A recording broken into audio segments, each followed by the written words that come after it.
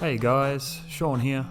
I just wanted to say thanks to everyone who has been tuning into the Play It Up podcast so far. We really love doing this podcast and really appreciate everyone who listens. You can find us on Facebook at facebook.com/Play It Up podcast, and you can watch the full video podcast on YouTube or listen on Spotify, iTunes, iHeartRadio, Stitcher, Buzzsprout, and more. If you like what we do, please give us a follow, subscribe, comment, like, or review. And if you really like us, please recommend us to other people who might like us. Thanks, guys, and enjoy the episode. Hello, welcome back to the Play It Up podcast. I am Shaun. I'm Mike. I'm Neil. Yeah. And today we have with us guest. a special guest, Mr. Handheld himself. I just made that up, but Scott Tiller. Yes, thank you, Mr. Andrew himself. I'm very special.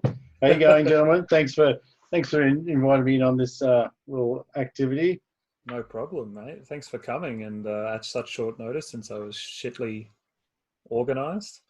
It's good that you made it, and we needed to have you since. Oh, sorry. We're only 40 minutes late. That's great. Yeah. Start. Yeah. That always happens. That's all good. Yeah. Unforeseen circumstances. Yeah, that's it. So this is a episode all about handhelds, which we'll be diving into in a bit. But first up, let's maybe hear a bit from Scott and tell us a bit about yourself, if that's cool. Yeah, sure, mate. So I'm Scott. I'm in Brizzy. I know all you guys because of Mike. I think I was sort of seeing Mike on Instagram and hooked up with him over at the arcade across the river there. One Up, yeah. And then so I sort of met you guys, went to, I think, a Denizen and a couple of those things. And I know Neil from his Wonder Boy adventures. My wife's a bit of a Wonder Boy jet. She can punch out for $500,000. Yeah, she grew up in skating rinks. So once I built my little sort of RetroPie arcade, and I'm like, Wonder Boy, and she's like, oh, I can play that a bit, and boom. I was like, okay, you're awesome. Anyway. That's cool. Yeah, and personally, I'm pretty late to the retro gaming. I didn't really own anything when I was a kid. We were pretty just sort of hippies growing up, and I don't think we even had electricity after my life sort of thing. So the first console I owned was a Wii, Nintendo Wii. And that was like only about 9 years ago. And I think just in the last, I'm living the childhood I never had. And it's freaking awesome because I've got the finances to do it properly, sort of thing, you know? Yeah. And, I'm having a great time. And look, and Game Boys, handhelds in general are pretty rad, but Game Boys specifically have really kind of scratched an itch for me over the last, this year specifically, you know, I just think there's something amazing about them, and obviously we'll go into more detail. Yeah, but that's me in general. Just a chump that loves a good handheld. Yeah, mate, nothing wrong with a good handy. No, that's right. Yeah, that's crazy though. That like that's got to be rare in the retro gaming scene that you're getting into it now, and your first console was a Wii. Like, yeah, I reckon. I mean, I have memories of like. I went to 6 primary schools. That's how kind of feral how my life was. At one point, I went to New Farm Primary School. I think I ran around grade 3 or grade 4. And I can distinctly remember going to Time Zone in Fortitude Valley and playing Star Wars, the sit-down vector stuff. Yes. You know, and I think the place is like you come down the street from Netherworld past the train station and you chuck a lefty. And I think it's in behind those big black kind of nightclub looking doors. It looks like the sort of place. I can distinctly remember playing Gyros at a fish and chip shop not far away from me there. Elevator action. So I had touches of game, but I never was able to kind of, I think in about grade 7 or 8, Mum gave me a Commodore 64, but that was all like go to and run and, you know, put a tape in and then go and feed the chickens and come back and go feed the cows and come back. And so it wasn't. Yeah. It's a different experience. Just I'd never put a cartridge in a machine in my life. Oh ever. man, So I love it. it feels good, doesn't it? I'm It just going to does, do it it does. for the mic. The sound of a cartridge going into a Game Boy. Oh yeah. Yeah. And then this Yeah. sound.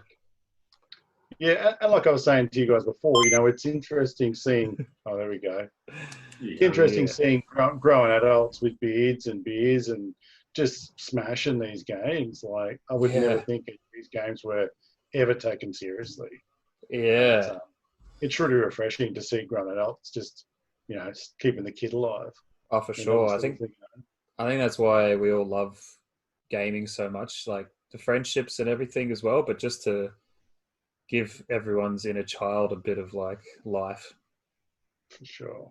It's great. And that's pretty much me, mate. Very much a late comer, but loving it. Love it. Well, we might do a little catch up quickly with what we've all been doing gaming wise lately, and then we've got a bit of news about Johnny Bond, our friend from Denmark who lives in Brisbane, breaking a record and regaining one of his prior records, which is really cool. He sent me some information about that, so run through that, and then we'll just jump into the handhelds. And what do you think, Neil? What have you been up to, mate? I bet you've been playing some ghosties. Yeah, not as much as I'd like to at this stage. I've only been able to get in a couple of games, like seriously 3 or 4 games in the last month. I've recently got a new score in that though. So I'm at 750,000 on the marathon setting. So Yes.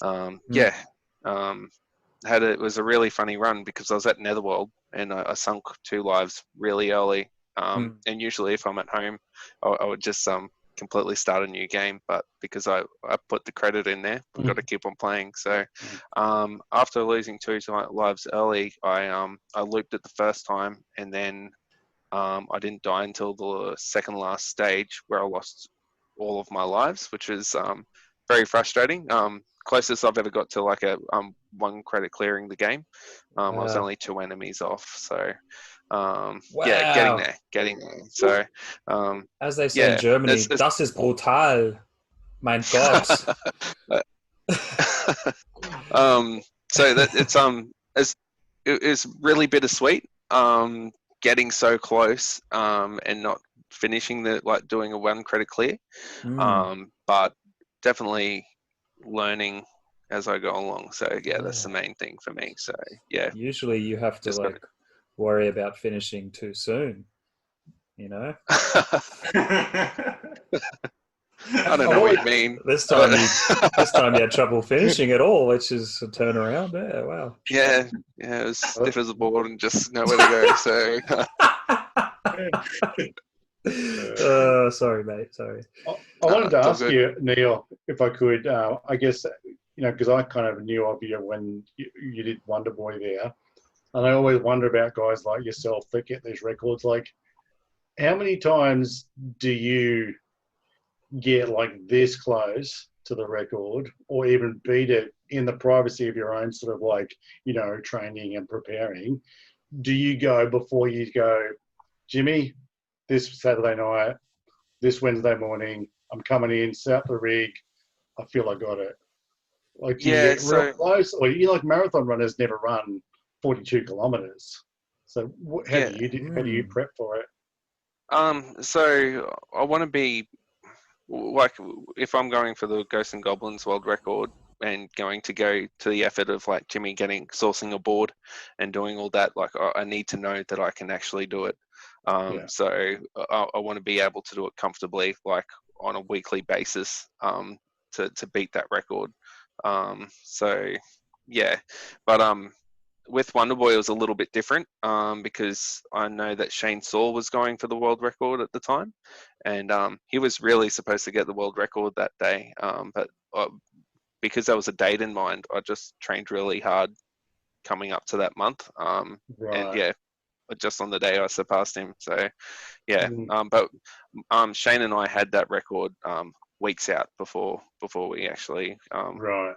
went to Netherworld. So Yeah. yeah. Nice. Shane sort of warmed up for you, it looked like, on the day, but the reality is that Shane was having a serious crack and it didn't work out for him.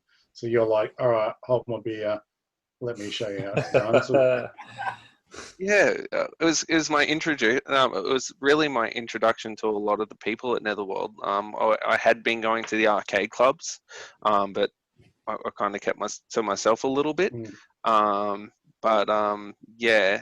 that yeah, Shane was supposed to get the world record. I thought he was going to get the world record on the day, but we were just really happy going into it, knowing that Shane and I would be number 1 and 2 in the world after that day. Rockin'. So Rockin'. yeah, but yeah.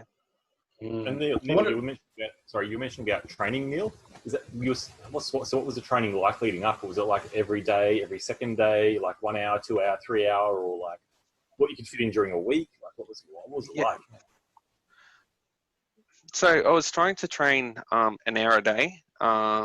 So early on, that was like 2 or 3 games, and then after a while, it became like it's over an hour to do the 1 credit clear. So yeah, it became like just 1 game a day. But like I was really adamant about keeping that training up. There was lots of times when I was like, this is the last thing I want to do. This is not enjoyable at all. But like I was determined and stuck to it. So it paid off at the end, clearly. So yeah. And then, so just one more thing. Having been through that, why the hell would you go back and do the same thing with Ghosts and Goblins? and how differently are you approaching this? You know, where you're just kind of cruising longer timeline. If it feels good, then I will. But I'm really just pushing myself for laughs.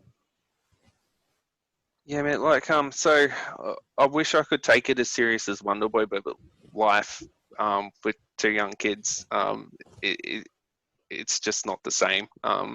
So I am trying real hard to keep it at that hour a day. It's a lot different to learn Ghosts and Goblins because of the RNG element. It's not like you can just learn a massive pattern over an hour and just do that. You need to learn what to do if a monster acts in a certain way. So that's why it's taken me so much longer to do this. Because so one is time, and also the other one is it's a harder game to learn. And why am I doing it again? I've got no fucking idea. It's an excuse to get away from things for an hour, maybe.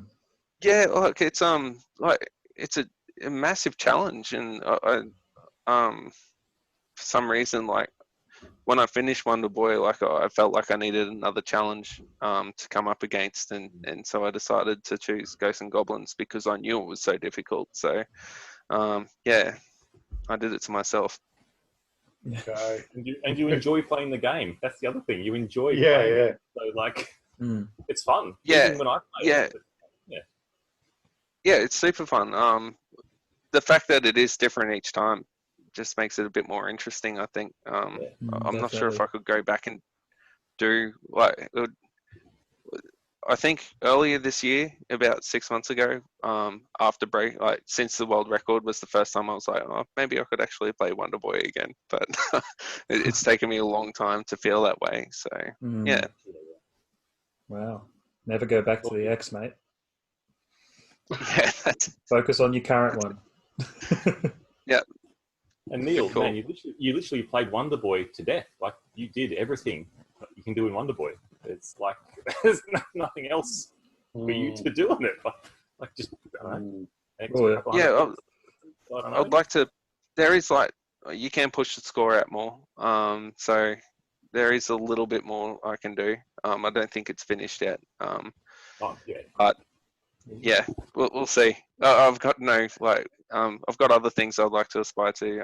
I really enjoy Circus Charlie, so I'd like to do a max point on that one day. So Nice. that's like if I ever get Ghosts and Goblins, that's what I'll go to next. So. Very nice. Cool. So yeah, what have you been playing, Mike? Don't tell me you're doing Gran Turismo still, mate. No, literally haven't touched it for about a month and a half. It's brutal. It's not fun at that stage. So I'm like, no, just give it a break, play some more fun stuff. Yeah. Sorry. No, you're right. Yeah. Yeah. Been focusing on Galaga at Netherworld.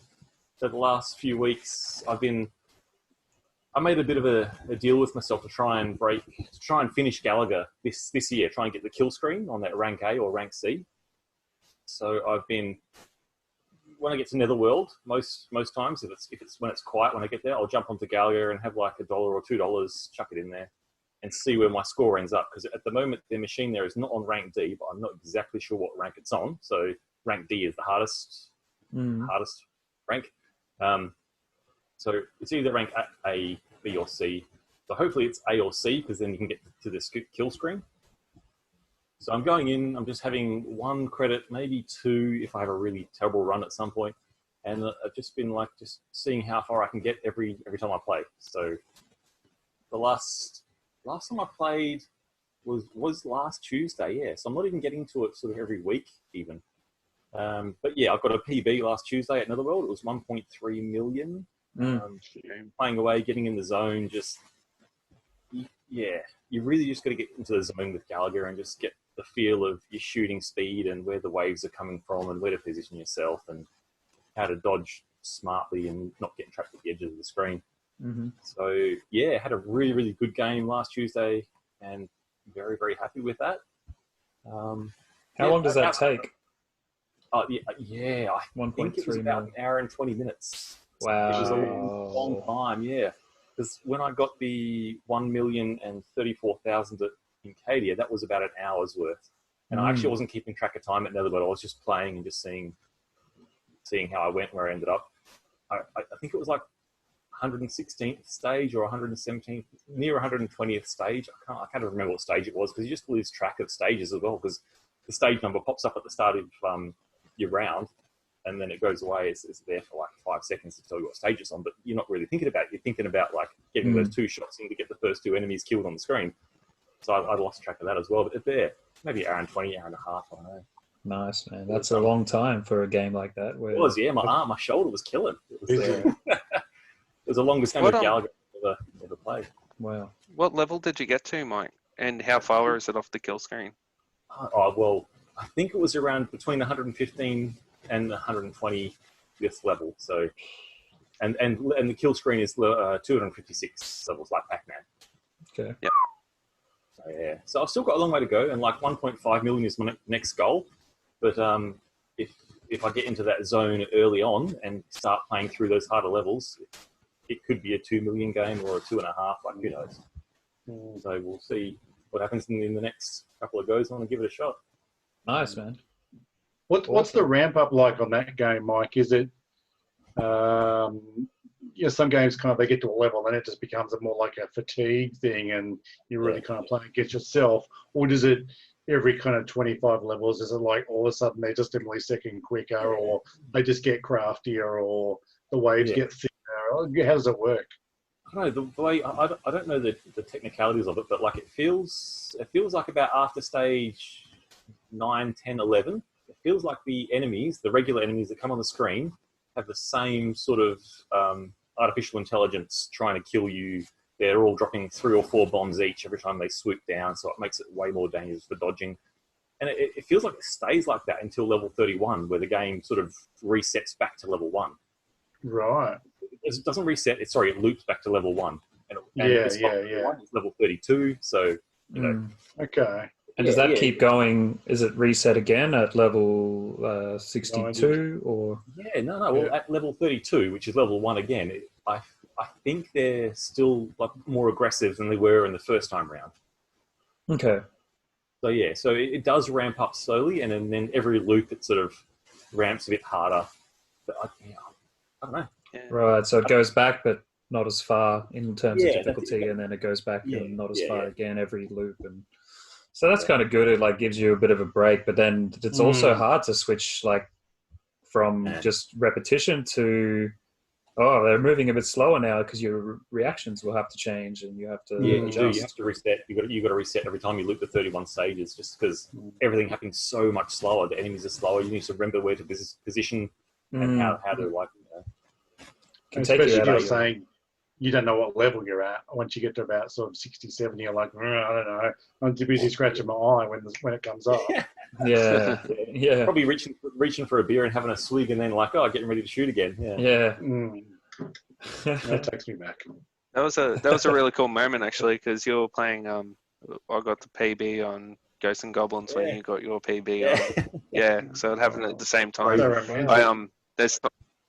There's a couple of times like I've got the chance to actually like a good minute. So once I clear a level, I just sit next to the key on Ghosts and Goblins. So I always go check out what Mike's doing, and yeah, it was just like awesome to do that at the same time at Netherworld. Yeah, and in the same way, I've been starting to play Galaga with 2 players. So player 1, I'll use to like burn off lives or set up like a instance where you have like a enemy on the top right of the screen, and you can sit at the bottom left of the screen. So if you're playing the player 2 game as your main score game, and you need to go to the toilet, if you die, it goes back to player 1, and you can just hug the left of the screen, and then the enemy will never be able to shoot you. So you can just let the machine with one enemy on player 1 side until you come back to your player 2, and so you kill your player 1 off and get back into your score chasing. Yeah. For an official run, is that legal? I have no idea. Sorry. There you go. I believe it's legal depending like there's like a time that you're not allowed to leave the game for. So you would be able to use it for like 5 minutes or 10 minutes within like an official run. But yeah, otherwise like it's counted as too long as a break. I know like they have issues with it with like ice cold beer and other marathonable games. Yeah. Right. Isn't there also an extra character in the score for player 2? Am I right in that? Like, it's the extra digit. Yeah, so that's the other advantage. It is, yeah, and it's kind of cool because then you get to see your full score on the player 2 side. Although I'm not sure what happens at 10 million points when it adds the extra digit. I don't know. Well, that's when you play player 3. All right, yeah. But yeah, so player 1 can only get to 999,990 as showing as the high score. Yeah. Oh, sorry, no. It resets, right? It'll go to that, and it'll go back to 0000, and the one for the 1 million will be off the screen. But on the player 2 side, the 1 for 1 million is actually on your screen. So it's a good, I don't know, it's a visual for how many millions you've passed on player 2 side. Yeah. Yeah, it's pretty cool to see that million up there. After all that work, like you play for an hour and then you're back to 0 points. Wow, cool. Yeah. Cheers, Galaga.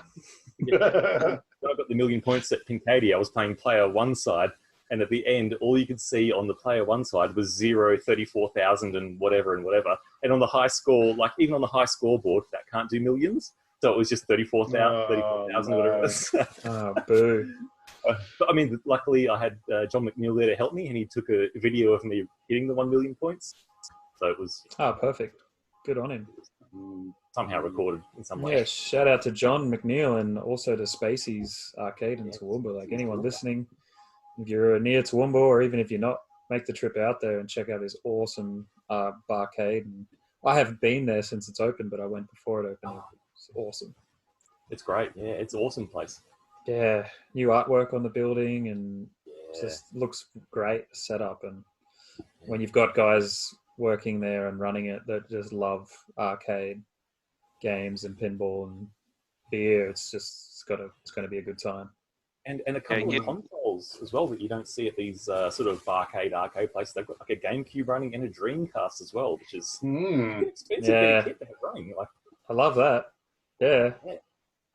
That's awesome. You really know when you walk into an arcade when it's run by people who actually play and love the machines. Like Jerry and John, like they're such a part of our community and do a great job of like just keeping like those machines running the way that they should run. if that's like having the right controllers or, the right button layout or whatever, or, especially Jerry with these CRTs, like he just loves them and always has them in, good shape. So, yeah, it really shows when you go up there that, they're appreciated machines by the owners. Yeah, that's great. Love it. Cool. So what are we up to? What have I been doing? What have you been up to? Yeah. Yeah, what have have you you been been up doing? to, Shaun? Oh man, just eating bratwurst and nah. Buying So German PAL releases. yeah, that's it.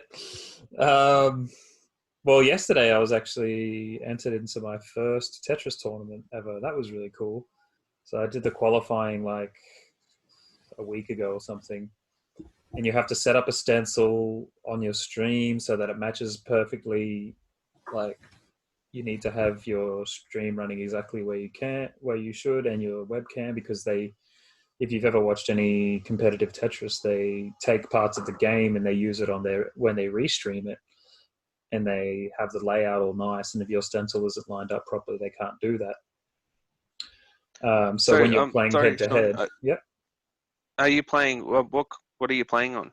So I'm actually. So this comp you're allowed to use emulators. So I'm just playing on my PC.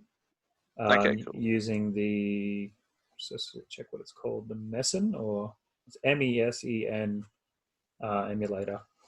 And yeah, it works really well. I use a PS4 controller, just plug it in with USB, and works super nice. And I've got the PAL and I've got the NTSC ROM. So this was a PAL tournament, and I qualified. So my average score was 340,000. So your top three scores from your 90 minutes of qualifying, which you have to stream, you average out those three scores, and that's your average. And that got me into tier 3, which is the lowest tier. But I was like, yeah, cool, I get to compete. Which that's a pretty good average, I think. 340 something thousand. Some of the dudes are averaging 500,000, and yeah, just because PAL Tetris is the competitive side, at least when they're starting on level 18, like that's faster than NTSC. So that's faster than the World Championships that they start at. Yeah, which is pretty cool. It makes for quicker games, because once you get past level 18, it's kill screen. It's not another 10 levels and then kill screen. It's kill screen the next level. So yeah. I don't want to interrupt, but while you're talking about faster and slower Tetris, I picked up one of those little NES minis from the markets today for $20. Oh, nice, man. $20. I took it. Yeah, I know, $20.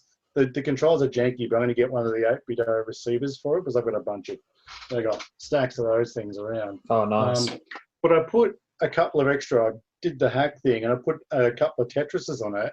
And the first one I played was like, even my wife, because she plays a little bit, she's like, that sounds faster. And it was faster. If it was the USA ROM. And then when I put, it was the European one. And then I put the USA one on, it was slower. So was it actually faster?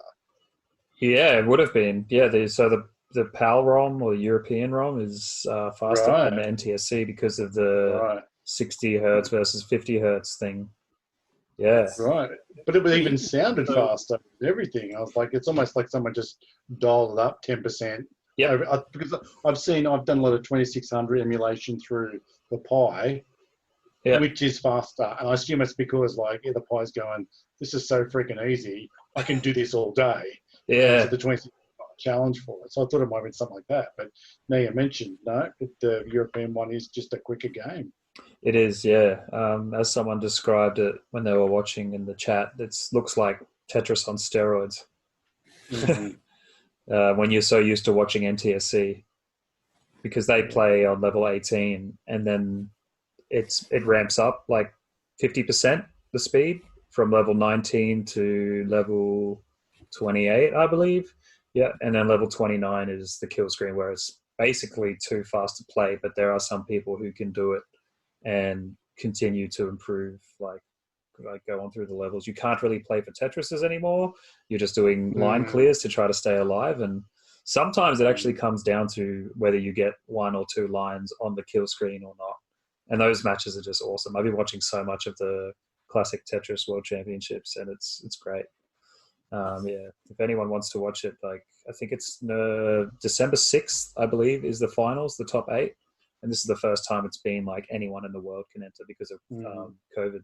It's all online. It's really entertaining. I have watched a little bit myself because I played a little bit. And I'm like, oh shit! Like that's superhuman, hey? Like, yeah, you're like, I thought I was good at Tetris. Fuck. Oh, I'm still good. I'm still good. Yeah. Relative to that's what I love about anything is like, you pick something up the first time. Like I handed it to my mother-in-law because she's helping me buy Game Boys. I handed Tetris and she's like, awesome. Oh my God, what is this? I can't do this. I'm like, yeah, it's pretty challenging. Like, yeah. But yeah, but you watch those dudes and like 300,000 is bonkers. That's bonkers to me. Yeah, it used to be to me. I was chasing when I started playing it a bit more seriously, like 2 years ago or 3 years ago, whatever. I was trying to just beat John McNeil's score, which was like 140,000. And now if I get that score, I'm like, that was a shit game. It just changes like anything. Like same with Donkey Kong. Like I used to be stoked on 100,000. Now you get that and you're like, oh, I suck. Oh man, remember getting like your pin at Netherworld at 40,000? Like that was like one of the best feelings ever. Yeah. And now it's like we've taken the score ridiculous. Like we're it's amazing. 10 times as better. Yeah, amazing how much like time just put into games and dedication improves things. It's not like, I mean, yeah, there's talent plays a part, but most of the time, the best players, they have some talent, but they also just put in the time. Like Joseph Saley, the 2-time world champion now, like, yeah, he's streaming all the time, playing all the time, and like he's just incredible. He had 12 max outs for this tournament in his qualifying run. So you get 2 hours to qualify, and within 2 hours, he had 12 max outs on NTSC Tetris. Like a max out used to be like you would get 1 or 2 or something in a whole tournament. And he just did 12 in 2 hours in his qualifying run. What? Sorry, what is the max out score? So yeah, it goes so to 99999. Like that's as high as the counter can go usually. 999,000. Yeah. So, but they use Game Genies in tournament play now to be able to go over 1 million because people are doing it so much. I think a double max out in tournament play used to just be like, all right, we'll just play again. But now it can happen often enough that, because 1.3 million is so possible. It's just a ROM hack that allows the score to go higher. I think so.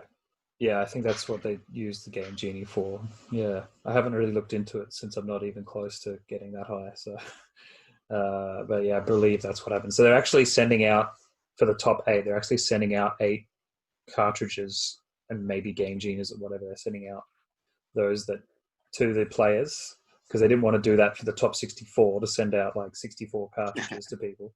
So they're doing it for the top 8, and I guess that's why there's a break between the pool play and like the brackets and everything in the finals.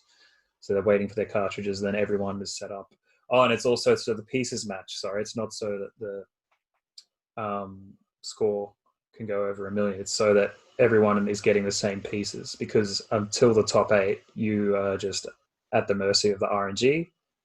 And you might get shit pieces and like less line pieces than the next person. And even if you play your best, you might still lose because they got better pieces than you. But top 8, everyone gets the same pieces. So if you lose, you lose. And it's fair. Yeah.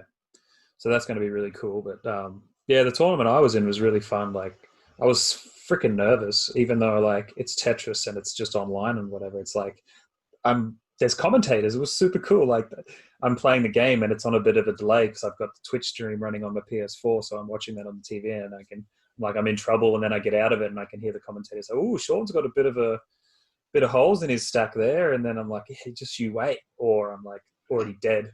And I'm like, yeah, it didn't go well. Tetris to Shaun. Yeah. Tetris to Shaun. It was really cool. Like one dude was from the Netherlands commentating, the other dude was English, and yeah, it was great. I lost my first match. I took 1 game, I think, and then I went to the losers bracket, so it's double elimination.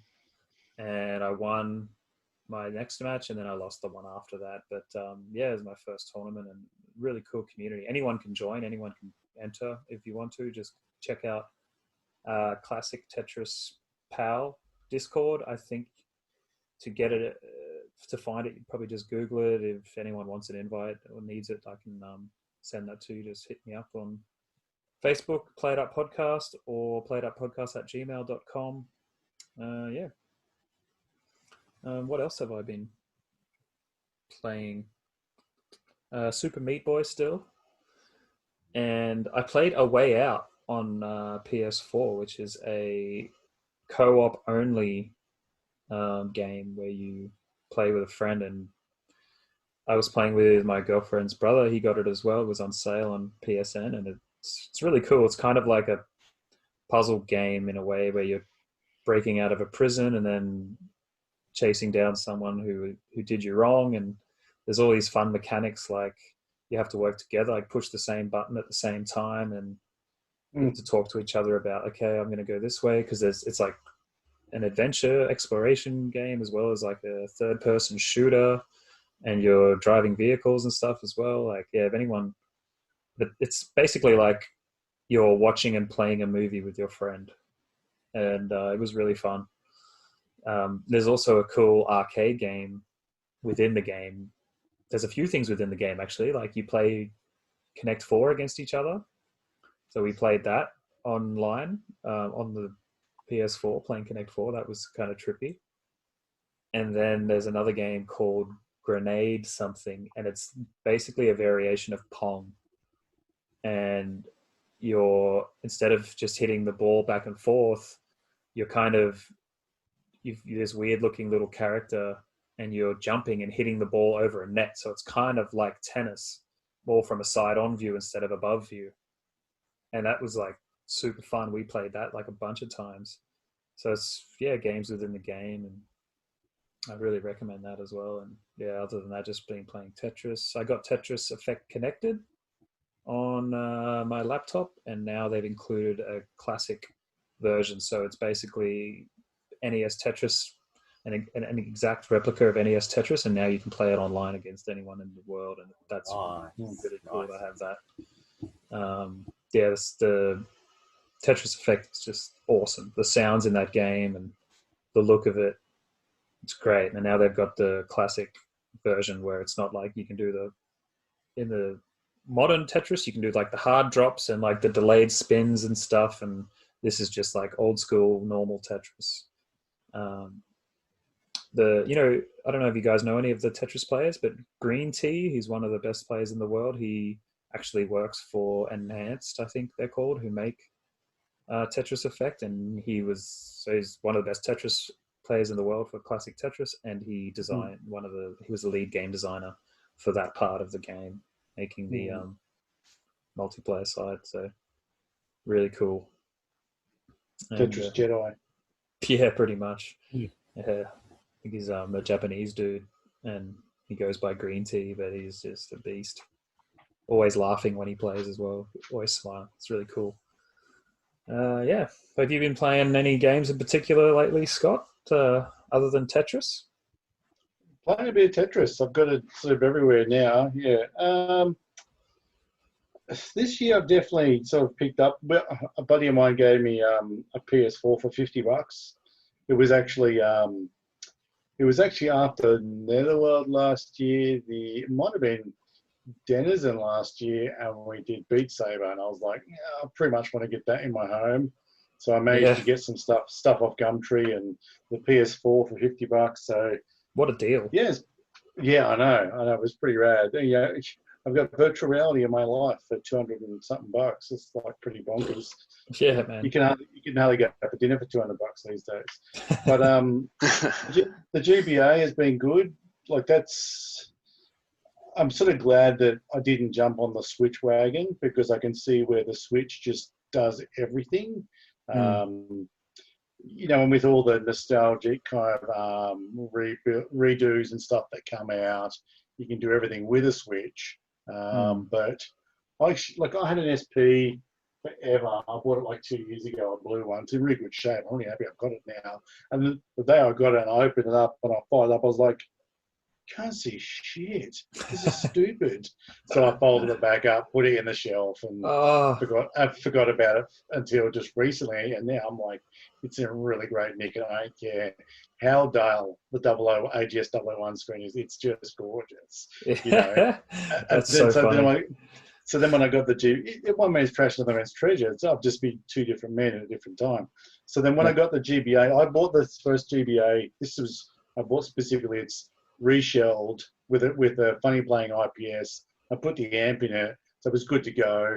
And then I got the what's the card that's in it? The Easy Flash, which has let me down a couple of times. I've been like 85% through Metroid Zero Mission and went to play it, and my save was gone, and I was like, no, because I don't have a lot of kind of stamina for long games, to be honest. I'm more like Tetris is right up my alley. Yeah. And then I had a similar issue with Zelda Link to the Past. You've just got to be, if you're doing it, you've got to be on the ball and pull it out, put the SD card in your laptop and back up like every second day minimum, so that when it goes to poop, you can come back. What's his name? The Everdrive dude just had a Black Friday sale, and the X5 GBA Mini X7 whatever came down to like $112 shipped Australian. So I bought one because you'd never hear a bad word, and I just can't live that life of every time I turn it on, I'm like, okay, my save's there. That's going to be a really disappointing, sad day if it's not. Yeah, and, you know, it is what it is. That's no way to live. Yeah, it is no way to live. It's so just. I'm not into RPGs, but Zelda is one of those games you can kind of, it's cute. It's got just enough puzzling to kind of keep you occupied, and you know you've always got a bit of Google to kind of give you a nudge. I've run around this bloody dungeon for 25 stinking minutes. Oh yeah. What am I missing? Oh, there's a crack over in that wall that you won't see, but it's there. Drop a bomb there, you know. So yeah, it's not too hard. But so which Zelda is that? Minish Cat, so he shrinks down, and you've got the extra layer of sort of like moving between buildings and working out, do I need to fall down that hole, then change size, then come back through the drain pipe, blah, blah, blah, blah, blah. That's cool. It's just light. I think the GBA is a really good form factor. Like you can kind of lay in bed, you know. Yeah. You can sort of do it. It just works perfectly. Yep. I agree. Apart from that, just the sort of regular old. I've still got this beautiful, gorgeous Trinitron here that some young man gave me one time. So yeah, this guy. Yeah, it's really good. Actually, just recently, my daughter and I have been playing a bit of Tony Hawk, the original PlayStation 1 Tony Hawk. Nice, man. And yeah, again, my wife has just got this talent where I'm in here and the kids are out there and some friends, and I'm playing. She's like, "What are you doing?" I'm playing this, and she's like, "Oh, come and go." I'm like, "Yeah, it's pretty challenging," and she's just like rips out all this stuff by button mashing, but she's got it, you know. So that's it's awesome. really nice.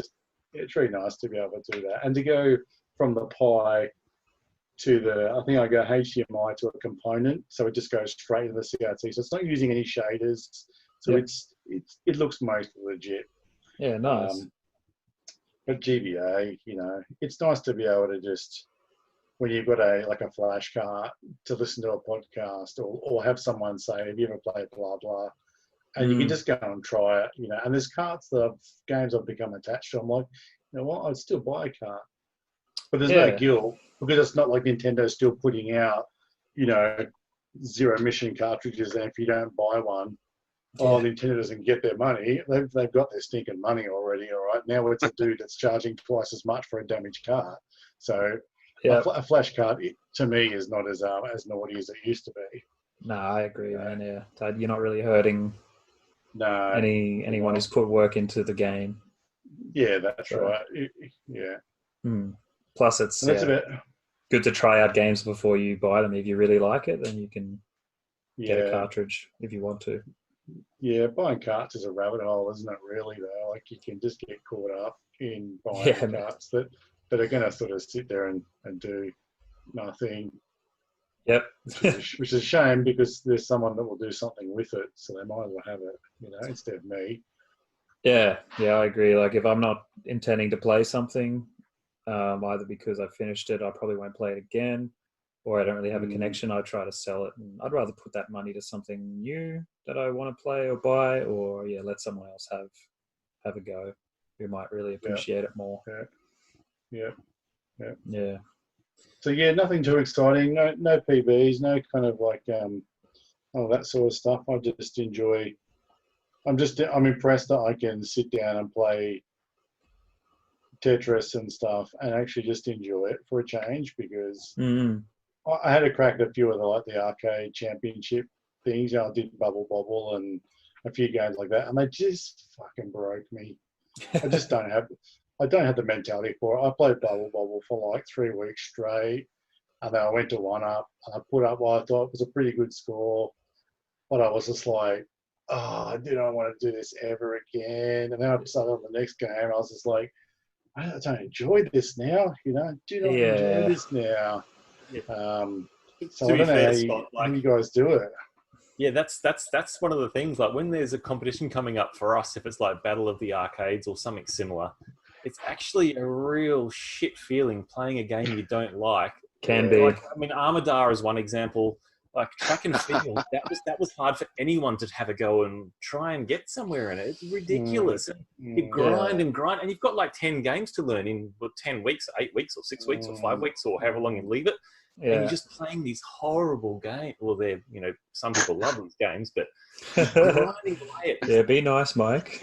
When you could be like, you could just be playing Colin McRae Rally or Tony Hawk's 2 or like, Earthworm Jim or something really, really fun. There's someone out there listening going, this coming from the fucking guy who plays the bloody Gran Turismo licenses. Yeah. Exactly. Yeah. Look at John McNeil. But it's funny. Those competitions can be like it's funny. You get your games that you absolutely hate and will never play again. But like on the flip side, like I found Blazing Star through Battle of the Arcades, which was awesome. And there's a couple of other games. Yeah, you do get some good ones. But it's kind of rewarding getting decent at a game you don't really like, because you would never do it otherwise. Yeah, that's true. And then sometimes you figure out, oh, well, once I actually know how to play it, it's not as shizer as I thought it was. Besides Amadar. I actually don't mind Amadar. I'm terrible. It's like the 10 credits rule. You put your first coin or 2 in, and if you don't like it, you generally don't really go back. But if you stick with it for like 10 attempts, you end up getting to level 2, 3, or 4, and you start learning it, and then you start enjoying it. It's a weird feeling. Yeah. I always have a bell curve. Every game I play is a massive bell curve where, the first 3 to 4 credits are like poop, and all of a sudden I'm like, oh, hang on. Oh, yeah. And it's like, and then it's just like, fuck it. And you come down the other side of the bell, and I'm just like, this is a shit game. I'm done. Yeah. Every time. Like Donkey Kong, I went to Kong off that year when the last one was on, and I was just like blown away. And like over about 3 months, I went from like 12,000 to about 95. Averaging 75 to 95, just crushing it. And I got to that 95, and I was just like, just pushing so hard. I just realized I just haven't got it. I have not got the ability to get through that like springs? Third set of springs. Yeah. And it's just like, I can't. And I could do like because I have the ability. I probably do, because I was playing on the Pine. I was doing a save state and just running that screen over and over. And I could hit it like 9 out of 10 times. But every time I'd get there after playing the pre-part of the game, just screw the pooch. I was like, you know what? Just give it away, buddy, and just enjoy life. Sort of thing, probably the best decision you ever made. Donkey Kong is. I still am going to kill screen it, but man, that game destroys lives. It's amazing. It truly is amazing. It is. The competitive scene for Donkey Kong, like Kong Ops, it's just such a good time. It's so cool. Some true athletes in there. When I watched that year, I was just like, some people who's if you could put the brain things and harness, the top 8 could just power a small city, I reckon, with what the hell was going on. Right? Yeah, Phenomenal, eh? for sure, definitely. And what was interesting, you were talking about getting your scores to qualify for Tetris. Looking back at it, I was like, how conceivable is it that I could get anywhere near that sort of top 20? And in reality, I think the final between Mitchell and Shane was around the 500,000 to 600,000. And if you looked, if they could just get that consistent kind of 600 to 700, you'd sort of always float to the top and bubble through, and then hopefully be there for that last fight. And then when I was hitting that 90, I was like, yeah, I ain't getting fucking shit, dude. But they're the only thing that is missing for you to like double your PB basically is getting that skill springs. And once you get confident on springs, you just skill, but repetition to build that skill. And then once you get through those springs, then that stupid Pie Factory just kicks you in the nuts. And Pie Factory is never like something for me, at least. I haven't like ever figured it out. I think it kills me the most. I found it the most rewarding when you get that quick, like, oh shit, they're not looking, boom, oh, yes, it feels so good. Suckers, stupid fireballs. Yeah, that's right. That never happens, but when you do, you're like, yeah, I won that one. So. Yes, the old weebie freebie, as they call it. If you can get up there quick without any of them coming down and fucking with you, so nice.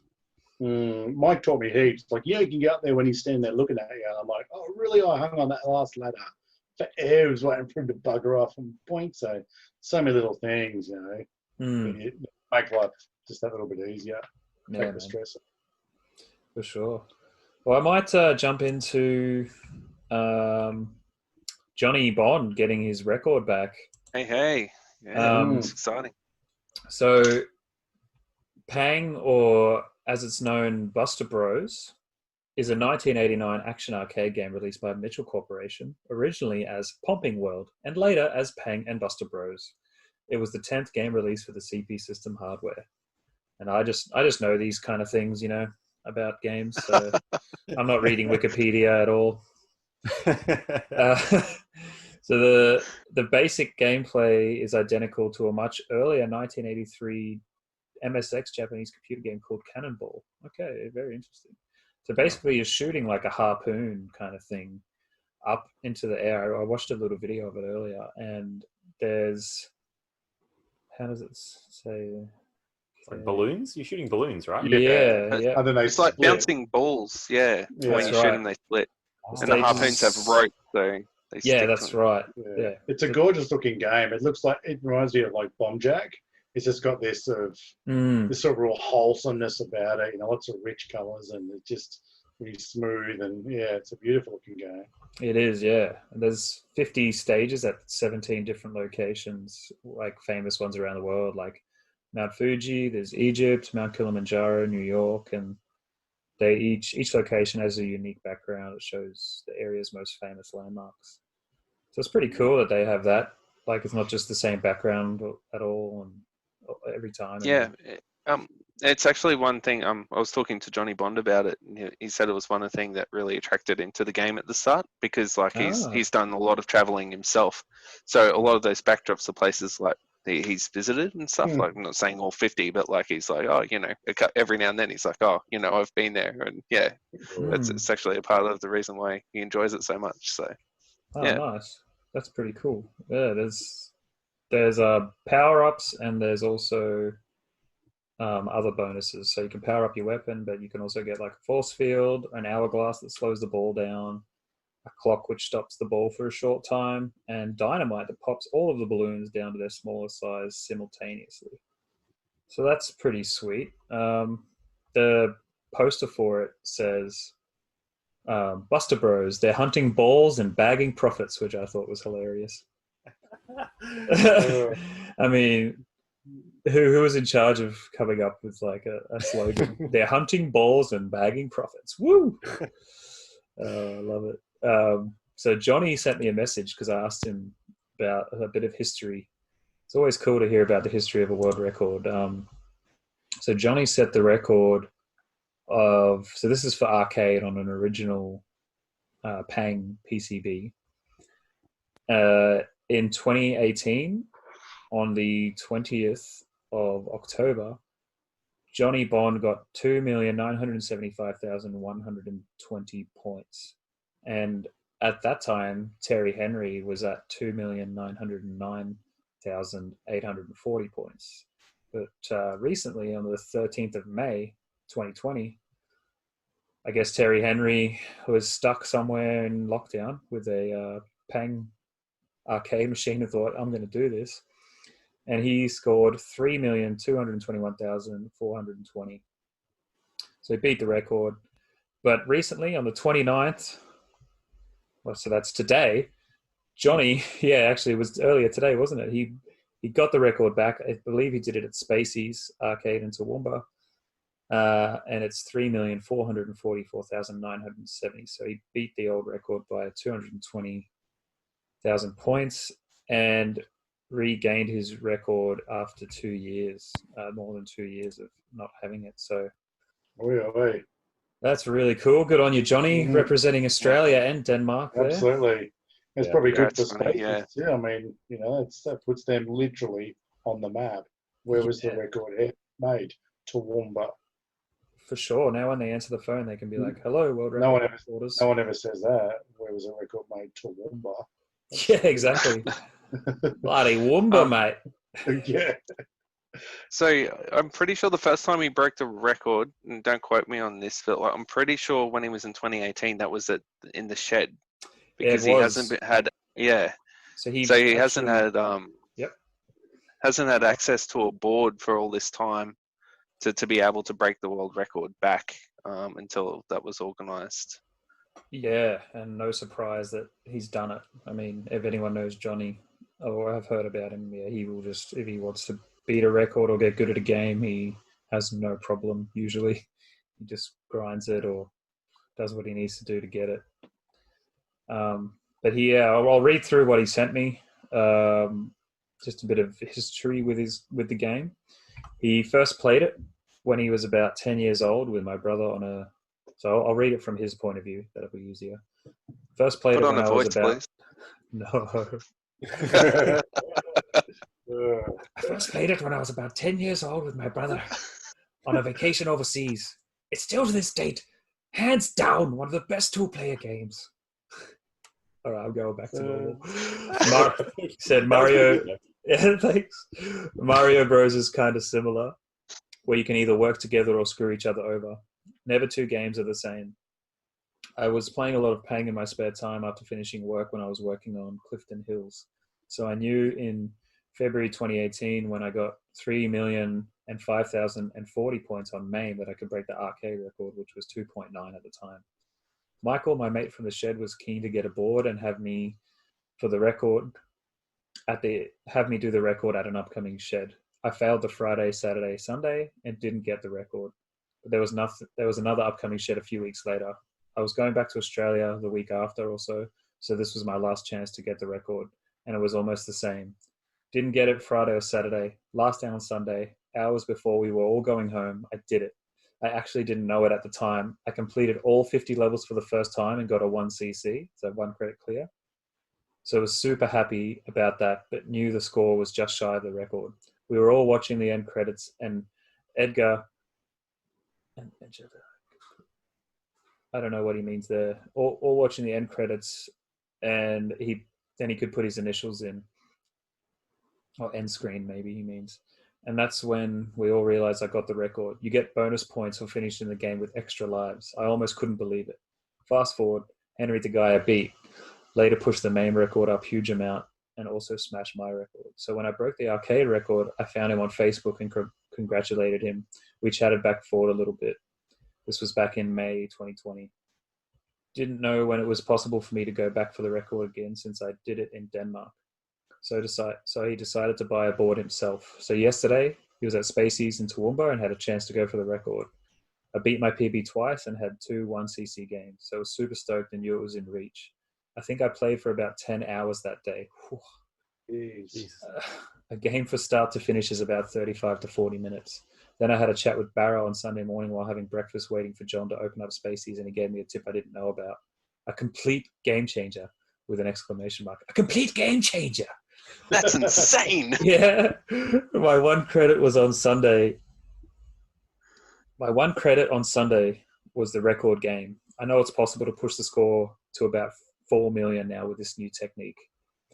And I just replied, I said, awesome, man. Thanks for that. Legend. And he said, and that's about my limit, I think.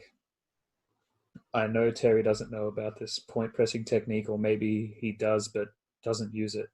If he decides to use it, he will destroy the record, I'm sure. It's a bit of a dirty move, so I wasn't actually that stoked when I broke the record, lol. It's kind of like Double Dragon. There's a technique that takes a lot of skills, but moving forward after that is super risky since you're milking your lives and still have to carry on and finish the game. The game I played ended on level 43, so I still had 7 levels left.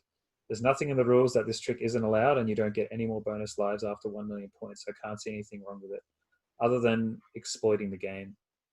People will say that's not how the game was meant to be played, but it's just taking advantage of a glitch in the game where you can leech points, and that's why it felt a bit dirty. Yeah, I get his side of that, but like any record has some sort of leeching or point pressing. So score's a score, though, isn't it? Like, that's why there's categories for 100%ers and this and that and the other for everything. Yeah. It's like a score's a score. What are you trying to achieve? High score. Did it. Yeah, and if it's riskier to do that, that's like, it's not necessarily easier if you are like sacrificing lives. So good on him. Congratulations to Johnny. Absolutely. He holds many world records, some not highly like coveted or competed for, like some Tony Hawk's Pro Skater world records on PAL, but some like Buster Bros or Pang, which is, I mean, that's a crazy record to have, which is really cool. So Johnny does know how to hunt the balls. There's no doubt about that. He does.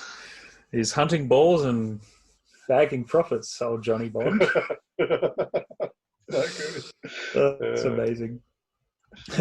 Oh, cool. I think that brings us up to date. That's a pretty long sort of intro, but that's great. Hopefully people don't mind hearing us talk shit. Just one more thing on that. So Spacies did like the world record run for Pang. There was also another guy. Unfortunately, I don't know his name, but he was going for the Daytona world records for awesome. Like fastest laps and stuff. So I don't know how many he broke, but I know he at least broke 2 of them. So so that's 2 world records for Spacies right up. So after only being open for a couple of months, so go Spacies. Yeah, that's amazing. Daytona, it's a hell of a record to beat. Such a popular game. The boys were saying because there's Fang in Netherworld, who's he's a bit of a cult figure, I suppose. Like everyone knows about how his ability. It would be great to get this guy and Fang playing against each other. That would be just amazing. It would be. Wayne Hall was his name. Wayne Hall. Is his name, I assume. Unless the game killed him. Congratulations to Wayne Hall then as well. And absolutely. Yeah, I can just hear that music now. Daytona. I bet you he hears it in his sleep. Yeah, probably. Maybe it's a nightmare now since he's played it so much. Nice. Well, let's talk about some handhelds, shall we? Woo! Yeah. I did have a couple of questions written down, and then I wanted to restart my computer and lost for those questions, but there were only 2 of them, so I do remember them, I think. First question I wanted to ask kind of everyone was, what was your first handheld and your earliest memory of a a handheld game? It's terrible. Titmouse. Everyone listening that doesn't have the video, Shaun just did the double eyebrow pump as he said that. He did. Pump it, baby. Who should we start with? I think Mr. Handhelds, Mr. Tiller. What was your? I think I'd be least because I'm the new guy. Like I said, I bought an SP thinking it was going to be the Duck Scuts like a couple of years ago, and found that the screen was just junk.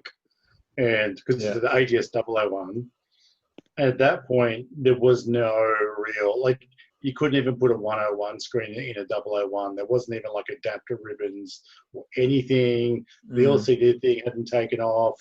I think Ben was doing stuff, but it was mostly to do with colours. Excuse me. And yeah, that was the first handheld handheld console that I bought.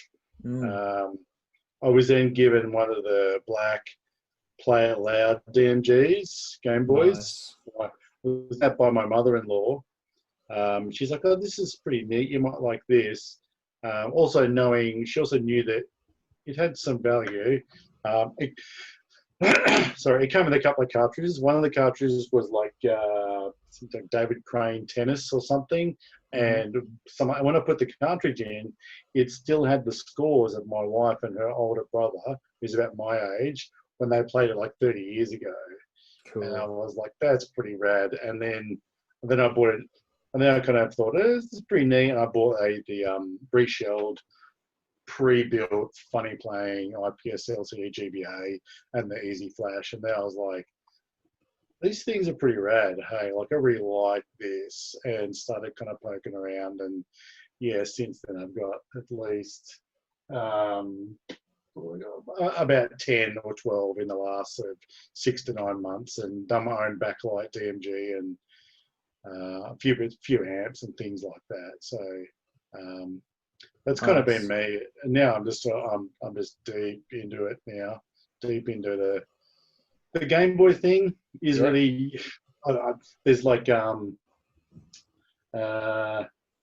there's a few of the Sega handhelds getting around for a couple of $100, and I'm like, or the Wonder Swans and just bits and pieces. And I'm like, you know what, I could once, because I've almost got one of every Game Boy. I've got to get myself a nice micro. Just waiting for that nice 25th anniversary version.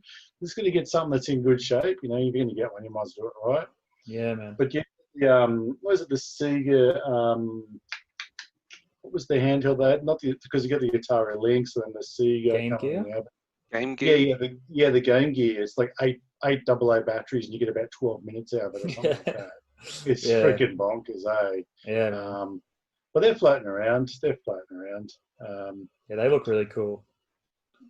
Yeah. So really, that's really my history, and now I'm just loving the concept of just buying devices that are 20 to 30 years old and still do something to my brain that makes me just forget about the world around me.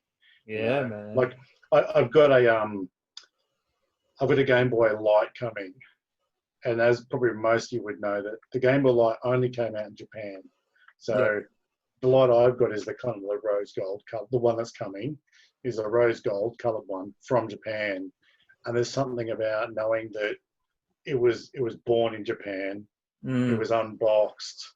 It was probably well looked after by a single owner, because from the photos, it's in really good shape. Like in the back where the cartridge goes, there's barely a blemish. And the first time it leaves its homeland and smells the fresh air outside Japan is at my house. Yeah, man. And I love that idea of having something that's come from somewhere totally foreign, and now it's just here, And even when because to put the backlight in the DMGs, you've got to peel off that reflective film. And I was initially going to do it to the black Play It Loud that my wife's mum had given me, and I was like, because you can pull the whole thing off the board and you're done. Yeah. You've got to go get yourself an IPS full front board. That Game Boy is no longer the same. It's like a RoboCop Game Boy. It gets a whole bunch of new shit jammed in it. So I went and bought a clear and then a black shell and kind of smashed it all together. I've got a clear shell here for Mike because he's an alright guy and he loves the translucent stuff. He does. And I was able to do that and peel that thing away, and just doing that, just going. And I work with electronics and do a bit of surface mounted soldering. and just looking at this thing and looking at it and going, man, I don't know if maybe they had robots back then, but someone was in here putting this together and flicking the dial and making sure the contrast works. And the last time that this LCD dropped into this little surrounding that makes it all square, so that when you look at it, it looks right. It was sealed up 30 years ago. Yeah. And it just blows me away that it's still almost a perfect device. There's no firmware updates. There's no, downloadable content. There's nothing bollocky about it. It just works. Yeah. And every time you switch on, it just works exactly the way you left it. That's what I really love it. Hell yeah, man. That's a great explanation and reason for loving Game Boys. There is something special about them. Something that should be obsolete by now and kind of Absolutely. gone and forgotten about is come back in such a big way with modding and appreciating them in their original form. And people are still making games for the Game Boy, which I guess a lot of retro systems people are still making games for, which is just really cool. Just shows how enduring retro gaming is. And yeah, I couldn't believe the level of modding. I mean, there's a lot of people that, if you look at sort of the social medias, I'm sure there's some people that just have the one Game Boy and they just buy a shell and just keep reshelling the same Game Boy for pictures. Yeah, probably. There's no way this dude has 85 Game Boys. Yeah, true. Way. He's just reshelling. That's cool. Whatevs, man. If that's what you like, do that. Yeah. But I was blown away by the level of shells and buttons and power sources and screens and for the humble old Game Boy. Yeah, man. We've got Switches and PS5s and all the other stuff. It's how is this still happening? Yeah. How is this happening? Because it's awesome. That's why it's happening. Yeah, it's true. Strong connection to just our generation or so many generations. The Game Boy was popular for they just kept releasing iterations as well, and then the Nintendo DS, and then they just the 3DS I think was when I got a 3DS when I kind of went, this is pretty freaking rad. I like this. This is really, it's mobile and it looks good, and if I hold it right here, it looks awesome. And I think that's what sort of went, well, what was before this? And what was before that? Yeah. And what was before that? And I was like, it was all good. There was never a dip in the experience all the way from the DS right through the 3DS. I don't own a Switch. If I own a Switch, I'll probably always will just get sat because the Switch does everything. But, Yeah, but you can't really do... I think you can hack the Switch and play Game Boy games on it, but it's not going to feel the same. The feeling of a Game Boy in your hands is lovely. Yeah. Even when I was looking at an IPS for the DMG, the LCD, and I went and saw Mike's, which was just the backlit with the Bivert chip, and I was like, that's what you want. Yeah, man. Even the GBA with the LCD, it's nice to play, but it sort of looks too good. There's no pixelation. There's nothing. It's great to play, but it'd be nice to have that in between. I think the funny playing screen for the color has that pixelation mode, and that'd be the best to have that in a GBA. Yeah, that'd be pretty rad. Is that scan lines or something? Yeah, something like that. I think they call it retro mode or something Oh, that's cool. Yeah. But it definitely opens me up to other handhelds. Do you know the Wonder Swan had a pregnancy test? What? Yeah. No There's way. heaps of random stuff out there. Did you watch that dude, Retro Future, and you had the ones at the motorcycle tuning cart for a Game Boy Color? No, I didn't see that one. What? There's a Suzuki and a Aprilia one, and they were designed specifically for dealerships. And you'd plug it into a little a sensor port cable in the scooter or the bike, and you'd see throttle body settings and fuel percentages and RPMs and stuff. And you get in Fast and Furious, he's got his laptop and he's cranking up the. You just pull your color out and you just just push your throttle body open more, and you race your boat. Dude, Like, that's so rad. yeah. That should have been Like, in the what? Fast and the Furious. Oh my god! Absolutely. Imagine the that. question, Vin Diesel just why? pulls out this like Game Boy Pocket. Game Boy Color, yeah. Monica. Imagine like Oh, that was imagine Ja a Rule. retro Fast and Furious with cars from the 80s and early 90s. Oh Yeah, my god, That would I would see that. I'd Dash-mounted- go watch that. I don't give a shit who's acting in it. that would be Dash the minute best. DMG. If you get a Tetris, it just gives you this massive whack and off you trot. Dude. Yeah. This could be like, you know, that arcade, like High Score or whatever on Netflix. What's it called? Yeah. High Score Score Girl. Girl? Or something? Yeah. Yeah. That could be something like that. Like this. Oh man, that's just really tickling my Like fancy. Yeah. But there's heaps of random stuff. Mm. Yeah. There's heaps of random stuff that were almost tools. There was like a GBA sonar for fishing. Yes, I've seen that one. And it's like, what the? Yeah, you wouldn't have been able to hardly see what's on the screen, but how accurate would that be? Yeah. Like, that's a terrible idea. Who, all those little like light speaker things that they made for all those like Tengen and that, and those other companies did for kind of like, let's just milk the shit out of this. Like, Yeah. it's hilarious. It was, I guess it was that popular that you could release a shit product, and even if like 1% of the people who owned a Game Boy bought it, you're making money. Maybe. It was all cutting edge, yeah, maybe. I've seen some like housings for Game Boys that like make it like triple the size, where it's like it's an amplifier plugged into the bottom. It's got the screen on top, and then like a protective case. And yeah. This is not my final form. yeah, exactly. Yeah. So cool. I saw some of that when I was in Japan. Like I went to this bar. It was like a retro gaming themed bar, and the drinks were cool. Like you could order a Dr. Mario, and it would come with like be like a red kind of drink and come with like fake pills kind of thing because of Dr. Mario. And yeah, they had this like wild, just monstrous Game Boy that was like 3 times the size after all the attachments. It was cool. That's cool. Yeah, so that's probably me, mate. Like I don't really have any true thoroughbred history. Yeah. But I just appreciate them as an item.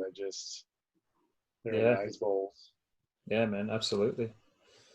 Maybe we should go to... I'm kind of drawn to Mike only because he's got so many handhelds behind him and some are on. Yeah, what about yourself, Mike? Like, what was your first experience with a handheld? It's funny. It's going to be like the fighting game. I think when we talked about fighting games, I'm like, oh, first fighting games. Yeah, it was Mortal Kombat and Street Fighter. I'm like, no, it wasn't. It was well before that. Yeah. So I was going to go straight to the original Game Boy DMG, which was like the first popular handheld that I got. But before that, like, my family are from Ireland, near the UK. We emigrated to Australia in 1987.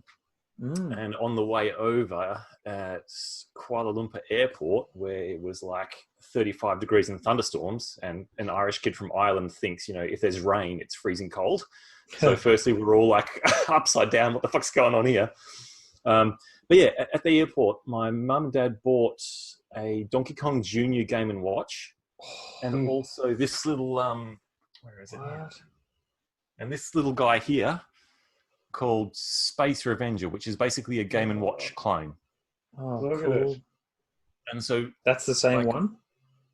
Yeah, this is the one that came over from Kuala Lumpur with an 87. Oh, wow. That's really cool. So Donkey Kong Jr. was obviously extremely fun. This one here is like a space shooter LCD, very simple, not as bad as the Tiger Electronics one, but like you can dodge and shoot side to side and rack up points, where Donkey Kong Jr. was actually like a platform game. My sister has that in Perth at the moment, and when we have family gatherings, she brings it out and we all play it to see how high we can get a score of. Oh man, you got gypped if she got that and you got that one. Oh, Yeah, sure. You have to be where I was. I'm glad it still exists in the family. It's, That's right. Oh, he's such a nice guy. Like, I don't mind. I'd be like, give me that damn. You don't even like games. Give me the Donkey Kong. well, the thing is, all my siblings are in Perth, so like, I'm not going to hoard one thing that we all loved over in Brisbane, am I? That's just selfish, It is, but you should. And I've got games room already as well. I don't need another one. I just want to play it, man. All right, let's be honest. It's fun, yeah. And like that was, so maybe not so much just Space Revenger, but Donkey Kong Jr. was the first game I remember playing a video game to start with, but it was a handheld as well. And that's the first game I ever played in a handheld form before my brother bought a DMG Game Boy over from Japan in 1996, I think, or 95 or 96. Brought over a Game Boy for me and my brother. My brother got the yellow, where is it? Over this side, the yellow Play Out Loud, and I got the clear Play Out Loud DMG 01. Nice, man. And in the world of handhelds, in the retro gaming community, in the classic gaming that us guys know, the DMG 01 was the handheld that I spent most time on. Yeah. And I've loved it since. And I don't know if it's like an omen from back then, but the game that my brother brought over, he had two games. So me and so my oldest brother, and I've got another older brother who's younger than my oldest brother. There was two games. There was Galaga Galaxian, and then there was Pac-Man, Pac Panic, or Pac something. And I happened to say, yes, I'll have Galaga. And my brother took Pac-Man. And we still share the games. Yeah, we still share the games, but that was my first foray into Galaga as well as handhelds, the popular handhelds. Yeah. Nice, man. That's cool. Speaking of DMG, I was looking into some stuff about Game Boys before, and that actually comes from the original internal code name for the Game Boy was dot matrix game. Sick. And that because it has the dot matrix display, and then that made it into the model number with the DMG 01. Nice. Yeah, so I thought that was really interesting. I will give a bit of sort of history on it after because it's Game Boy is going to be the one that so many people like resonate with. I'll go into a bit of detail on the history of that because it's quite interesting. But that was your first memory, Mike, and you would say So the Game Boy Boy is your go-to. Game and Watches, and then to the Game Boy. The Game Watch was was where the D-pad originated. Yep, man. Yeah, Not mistaken. So from that point on, like, kind of became the standard. Yep. Sega had to sort of bullshit their way through because of the patent that Nintendo had on it. They had to make some shitty knockoff for the Genesis and their consoles. You know how like the Sega Master System and Mega Drive and Genesis, whatever, they all had the kind of weird D-pads where it was more like a full circle. I've opened one of those up recently because I had to clean it. Yeah. And man, it's a weird setup to get around the actual copyright. Like there's like a thing that, so the Genesis controllers or the Mega Drive controllers I have, because they weren't working properly. I opened them and cleaned them and they're all good now. But the D-pad is on top and that goes through the board. There's a rod that comes through the board, like into the back of the D-pad, and that has like kind of a mushroom top, like little slightly curved dome on it, and that pushes on a rubber pad which is on the back of the board. And when you push on the D-pad, it like makes this thing roll around and touch the rubber pads to then connect. It's almost inverted. Yeah, I mean the actual controls for the D-pad, left, right, up, and down, are on the back of the board, and the normal buttons are on the front of the board. And they just basically they only had to do that to get around Nintendo's patent of the D-pad. And like it's completely. I watched a YouTube video of a dude opening it up, and he didn't know apparently about the history with the D-pad. He was like, "This is strange. It seems a bit over-engineered, to be honest." And it's just that they had to do it that way. But what about yourself, Neil?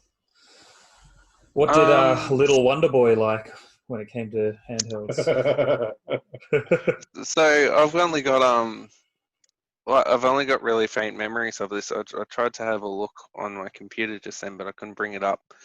I'm not sure if it was a Game & Watch game, but I used to have a game called Turtle, which was like similar to Game and Watch. It didn't have like the flip covers of like the Donkey Kongs or anything like that, but it was just like silver and black and had 2 red buttons on each side. I really can't remember much about it because I was pretty young. So we had 2 Game and Watches. That was one, and then the other one I really don't remember much at all. But I remember like it was kind of like a stick figure, and you were kind of like able to move to the sides, and something was happening in the middle. But that's all I can remember of those. So my first real experience was, I suppose, Nintendo Game Boy. My brother got one for his birthday, just like the grey one when it first came out, and just playing, I think, Tetris and a Formula One game. It might have been like I think it might have been Colin McRae's. No, not Colin McRae. Like a famous Formula One driver Nigel back in the day. Nigel Mansell. Yeah. Nigel Mansell. Yeah. So we played a bit of that, and we also had Mega Man, which was probably the most fun out of them as a kid, which was like a side-scrolling platformer kind of thing. But yeah, I remember so my brother got this full set at the time, where he had the magnifying glass top bit, and then like you also had like you're able to have like it had like 2 little lights in it. Yeah, man. Which was like, it was, you had to have it to play it in the car at night time. Otherwise, I remember like trying to play him as a kid in the back of the car. I used to have to wait for the street lights to go past to see what was happening on the screen. So yeah, I've got good fond memories of just kind of shit like that. So yeah. And it's funny how like nowadays you would just be like, oh, I'm not doing this. But when you're a kid, you didn't even like complain. Kind of, you're just like, it was just life. Yeah, it was just like, it was either do that or like go to sleep in the back of the car at night. So just living that unlit life, man. Yeah. I also remember some of like I've got some fond memories of like some of the like Game Boy Color Pocket ads when they came out in Australia. So I remember like the Game Boy Pocket was like supposed to be small enough to fit in your back pocket. That was the kind of idea. But like if you look at them now, they're like these chunky beasts. Like what kind of pockets were people wearing back then? But yeah, hilarious. Everyone's clothes were baggier, man. This is before skinny jeans. Yeah, that's it. Yeah, that's it. Now you'd break the screen, fitting them into your tight pants. I don't know. Maybe not us, but maybe the youth. The youth of today. I was thinking before, like handheld. I remember something I got when I would have been maybe 6 or 7 years old. And it was a baseball game, but it had like almost like a pinball. You'd kind of load. It was only like the size of a VHS tape, but the screen was sort of like a red kind of globe. Yeah, and there was like the shape of a baseball diamond stenciled on the front, and you'd sort of like you'd pull this thing back, which was your bat, and then when they would pitch, then you'd have to kind of time it and there was like a mechanical hit, and then the red dot would sort of like an old sort of 1970s submarine radar looking thing would sort of shoot out. I was like, I don't know how it worked. I probably had no idea, but I can remember just recently, like thinking about preparing for, hanging out with you guys going, man, that thing was pretty weird. I like making this boing noises and stuff. And it was just really half mechanical, half globy. And I think a little score would tick over. And it's like, you see that stuff come up now. There's like a console, which is a triangle. And the cartridges are triangle. They look like pieces of Toblerone in foil. And on one side's a steering wheel, on one side's a pistol. And it's like the concepts that they came out when the world realised we can make money off this. They just start punching heaps of crap out. So there's heaps of those random little handhelds that were terrible. Just literally toys. Yeah. Yeah, the Game Boy somehow was such a simple thing that was just just up that level of quality where you can really make a lot of different good deep games for it. But yeah, a lot of the other Sure. stuff that were just those like Game and Watch style things, like were pretty much, I guess, toys. Or the mechanical thing sounds pretty cool, but something you would play for Yeah, like 5 minutes. yeah. And Well, the guy that gone. So yeah, and Game and Watch, like it was literally a watch when it was turned off, and it had an alarm, so you could use it as a watch if you wanted to. Yeah, that's so Yeah. cool. That Yeah, that recent one, I don't know if any of you guys got it. The 35th anniversary Game and Watch came Yeah, out. a little overpriced. looks cool. Yeah, yeah, it does look pretty cool. Comes with I think Super Mario original and the Lost Levels, and yeah, you can use it as a. I think you can use it as a watch as well. Yeah, you can. But yeah, I looked at that too. I was thinking about getting it, but I thought I'm never going to use it. How many versions of Super Mario Brothers do you need to play on different things? Yeah, exactly. Yeah, that's right. Nah, for sure. Guess I'll go through. This is getting probably pretty long now, but I'll go through my memories and we can talk about a bit of other handheld stuff. But I got a Game Boy for Christmas. I've still got the video of us opening it. Oh, really? Cool. Yeah, on the home videos. I watched it a few months ago. And it was so cool, man. Like, I don't know if it's me because like you can't see whose mouth is moving, but we're all like, because it's me and my three brothers and my sister. We're all opening in this package, and you just hear someone go, "Oh, excellent Game Boy!" It was so cool. We got 2 Game Boys because there was 5 kids, so one's not enough, and like a bunch of games. And I remember they all just came with the manuals and like the game and the little clamshell cover things. Like, so mum and dad must have gone on like the trading post or something and gotten secondhand Game Boys, and we had no idea they were secondhand. I mean, we thought it was from Santa, I think. So we were like, yeah, on your Santa. Probably didn't even know that they came in boxes or something. We're just so stoked to have a Game Boy. But that one of those Game Boys is now right here. That's awesome, man. And it's been modded and reshelled. And the other one I have back at home still. And that's still works. It needs a bit of a tune up, but that's original. I don't think I really want to mess with it. But this one, yeah, is shout out to John Tannehill for helping me with the mod. We did that together. He did most of it, like including the tricky part, getting the film off the screen. Is that right, Scott? What you have to do? You have to get the... Yeah, you got to sort of pull the reflective layer off the back of the LCD. Yeah. Which is a little nerve-wracking because, yeah, you can pull it off the board and it's all over Red Rover. Yeah, that would have been shit. You put a lot of trust in John right there and then. You must have given him at least 3 beers beforehand. Yeah. I should have. He did it, and I don't know if I think there was something that happened because he took it home with him because it was taking too long to do the day we met up. And I think he may have broken or something bad happened with that screen, but he had parts and he made up like one that worked, and he thought it wasn't working and he gave the stuff back to me and was like, yeah, sorry, you're probably going to have to find like another Game Boy and kind of splice it together. But then I messed around with it a bit and it ended up getting it to work. The speaker wasn't working on that board, so I took the speaker from the other original Game Boy that I have from my childhood and put it in this one because I was like, well, I better have one that works fully, and then I'm not going to play this other one anyway, so it doesn't really matter if the speaker works. Was your backlight just the one color, or did you get the RGB one? Just one color, yeah. And it's what color? I think it just normal. I don't know. Is it bluish or greenish? It's looking bluish. Oh, yeah, and I don't have it biverted, so I think I'll do that at some point. But yeah, it's great for now. And the bivert's pretty tricky. It's probably almost as hard as pulling the film off the screen. Oh, really?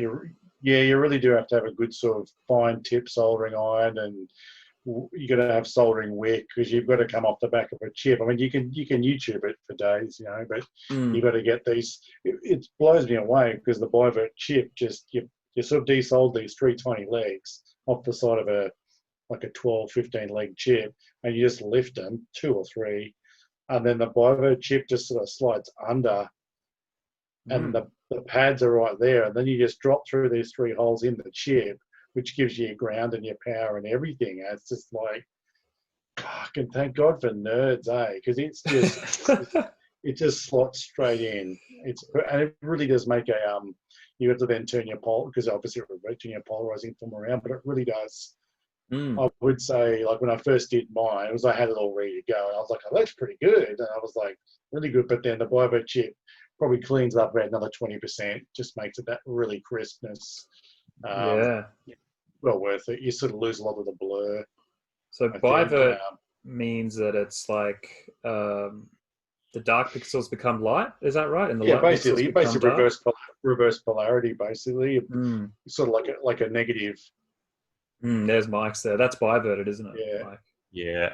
Yeah, Mike's is. Yeah, man. Nice. Oh, here we go. So the Bivo really does make a massive difference. Yeah, that looks super clean, even through like webcam. Yeah, nice one. And the Jack did that one for you, Mike? Yeah, he did. Bloody legend. Jack Felipe. Shout out to Jack from Melbourne. He's a good quality nerd. Can do some mods and stuff. God bless you, son. Nice. Okay. So you've got. Let's go through what we kind of currently own and maybe our favorites. I'll just start off and say I have a green Play It Loud Game Boy at home, which I got for I think $50 on Marketplace, something like that. Nice. And I was pretty happy with that. It's in good nick, and that's all original. I'll probably keep it that way. I have this Game Boy Pocket, which is in its original packaging, which has like a raised Game Boy Pocket on it. I think I'm going to sell the Game Boy because I have another one at home anyway that's the same. And I bought it basically because I wanted this case, and I thought, I can get it for free basically if I get that. And so cool, man. I love it. Love that case. Yeah. So if anyone wants to see what that looks like, check out the YouTube video or just Google Game Boy Pocket clear case. And so that's what they originally came in when they were sold. And it still has the barcode. Inclusive transparent Tragebox für Aufbewahrung und Reise. Auch für deine Game Boy Spiele. Yeah. So it's German. That was a German issued Game Boy. Everything on the back is German. It says like the address for the Nintendo in Germany, and has recommended for ages 8 to adult. Please retain the packaging. Well, they did retain the packaging. Thank you. So, pretty stoked about that. Too. Yeah, it's not too bad. It's got a bit of signs of wear, but it all works perfectly. And it's 30 years old, bro. Yeah, I mean, for 30 years, it's quite nice. So they probably 25, whatever. Yeah, it's amazing. Yeah, definitely. Other handhelds, I got a GBA SP 101, the gold case. I've got a Super Famicom shell that I'm going to put on it because I don't like the gold shell that much. I think it's original, but I'll put the Super Famicom shell that I got from like AliExpress on there when I can. I think that's back in Australia. Also have back home either 1 or 2 PSPs. I'm not sure. The PlayStation Portable, which was awesome. I got one of those a while ago. I think I sold it, but then getting back into retro games and collecting, I got another one. They had nice screens, like LCD screens, and basically had the power of a PS2 in your hands. At least it looked as good as a PS2. And you could watch movies on them, on the UMD, the discs. It was cool. You could hear the disc drive whirring and starting up. I did have an Atari Lynx, but it was... I think it's such Gave it to Mike? Did you give it to Mike? No, I sold it to some of the guys from Sydney. I think maybe Ben Banasic bought it for his Game Trader store, or Mark Bell might have bought it just for his collection. I can't remember, but when I did my garage sale and they were sent a bunch of photos of the garage sale, they went nuts, man. They bought so much stuff with me. But yeah, it looks like, Mike, you've got links there, man. Yeah, I got one. A mate donated it to me about 3 years ago. Nice. And it was links, donation, power cable, power charging kit, and about 7 or 8 games as well. Beautiful. Nice. So yeah, but it doesn't work. So I've got to get it looked at. Oh, bummer. Yeah. Like turn it on, it's just like all like purple static across the screen. Oh, at least there's something. That's not yeah. So it does turn on, which is amazing. Yeah. Nice. Mine was like mint. Yeah, you could get it working. Take it to Eddie Retro and maybe. Yeah. Or Scott might be able to have a look and. No, don't think so. but there's always waves, isn't there? Like the Game Gear at the moment. There's lots of stuff coming out. Game Gear seems to be the thing at the moment, So. Oh right, the mods for it. Yeah. There's IPSs and shells and all sorts of stuff coming out for Game Gear at the moment. It's like, you get Handheld Legend, and Boxy Pixel and companies like that. They sort of, once they see a market, they've already sort of got their network of, well, how can we get X amount of these punched out or these punched out, and what really works. Yeah. So, it'll come around. The links will one day be supported, so you'll get it back together. I guarantee. Yeah, I know there's Mick will do a screen for them, and that would be, once I get this running, I might even at the same time get the screen done at the same time, because I just want to see it, because I've never ever played a Lynx before. I want to see how it goes and play some of the games I've got. Just a friend of mine. I was a friend of a girlfriend I was with like years and years ago, and she had one, and it only ever ran off the power supply because the internal batteries, whatever, were cactus. But I played Gauntlet on it for days. Oh, cool. And then I think the Lynx Gauntlet had a ninja, and I was like, this is pretty good. Gauntlet's always needed a ninja sort of thing. But but it's like, you gotta like get back support when you're holding the Lynx. Oh, it's a beast. It's a console. Yeah, it's got some good games on it. For sure. It's still black and white though, isn't it? It's not coloured, the Lynx. I think it's colour. No, colour. Yeah. Oh, is it? Yeah. And it had a re-release. There's 2 models. I don't know which one. It's a slim or just an update, but yeah, the one I had was like almost minted box. Like it looked like it had never been played. It was super nice, but I played it a few times. I had California Games on it, which I played a little bit. Played well. You kind of had to hold the screen at the right angle for it to look nice. It did have a backlit or some sort of lit screen, I guess front lit. But yeah, I thought, I can't justify keeping this, and kind of brings me to my arguably favorite handheld console just because of how beautiful the screen is and its emulation capabilities. The PlayStation Vita, probably the most underrated handheld. Like this thing is just gorgeous, man. And a handheld that has an OLED screen that also, because I've hacked it up the wazoo, I guess you would say, but it's also a PlayStation Vita emulator where you start an app and it becomes a PlayStation Vita in terms of like has a startup screen, and you can put PS1 games on it. Which the PSP was capable of playing because you could download them from the store. So it even has the logo and like has the ISO on there, and it sees it as if you. So it's really like dual boots. Sorry. Sort of thing. It's kind of like dual boot, so you can boot into one or the other. Yes. Yeah, exactly. And I've got the Lynx ROMs on here, so a bunch of handheld ROMs like NES, and that's not handheld, but I've got that on here, and Game Boy, and it's just like a one-stop shop for handheld gaming or any sort of retro gaming on the go, and it feels nice in the hand. And you can also use it to remote play with PS4 and stuff if you want to, but I haven't used it for that. But that's that along with like the original Game Boys would be my favorite. So basically the most modern and the oldest of handhelds are like kind of double as my favorites. And so I don't know what's. I know Neil, you've got. I don't know how many if you have Game Boys and stuff, but you definitely have that cool Neo Geo handheld thing. Yeah, so I've got a couple of Nintendo Game Boys. I've got two of the originals. This would probably be our prize one though. This is the Game Boy Color Pokemon Edition. Ooh, that So looks that was tasty. in the prize package. It's Jane got this in the prize package of the Cheese TV competition. So Yeah, she won that off yeah. Cheese TV. So a little bit of Australian history there. That should be worth like She's even got $100,000, a couple of man. like the. She's still got a couple of the games that it came with. So just Soul Silver and just Pokemon Red, but I suppose you can pick them up anywhere.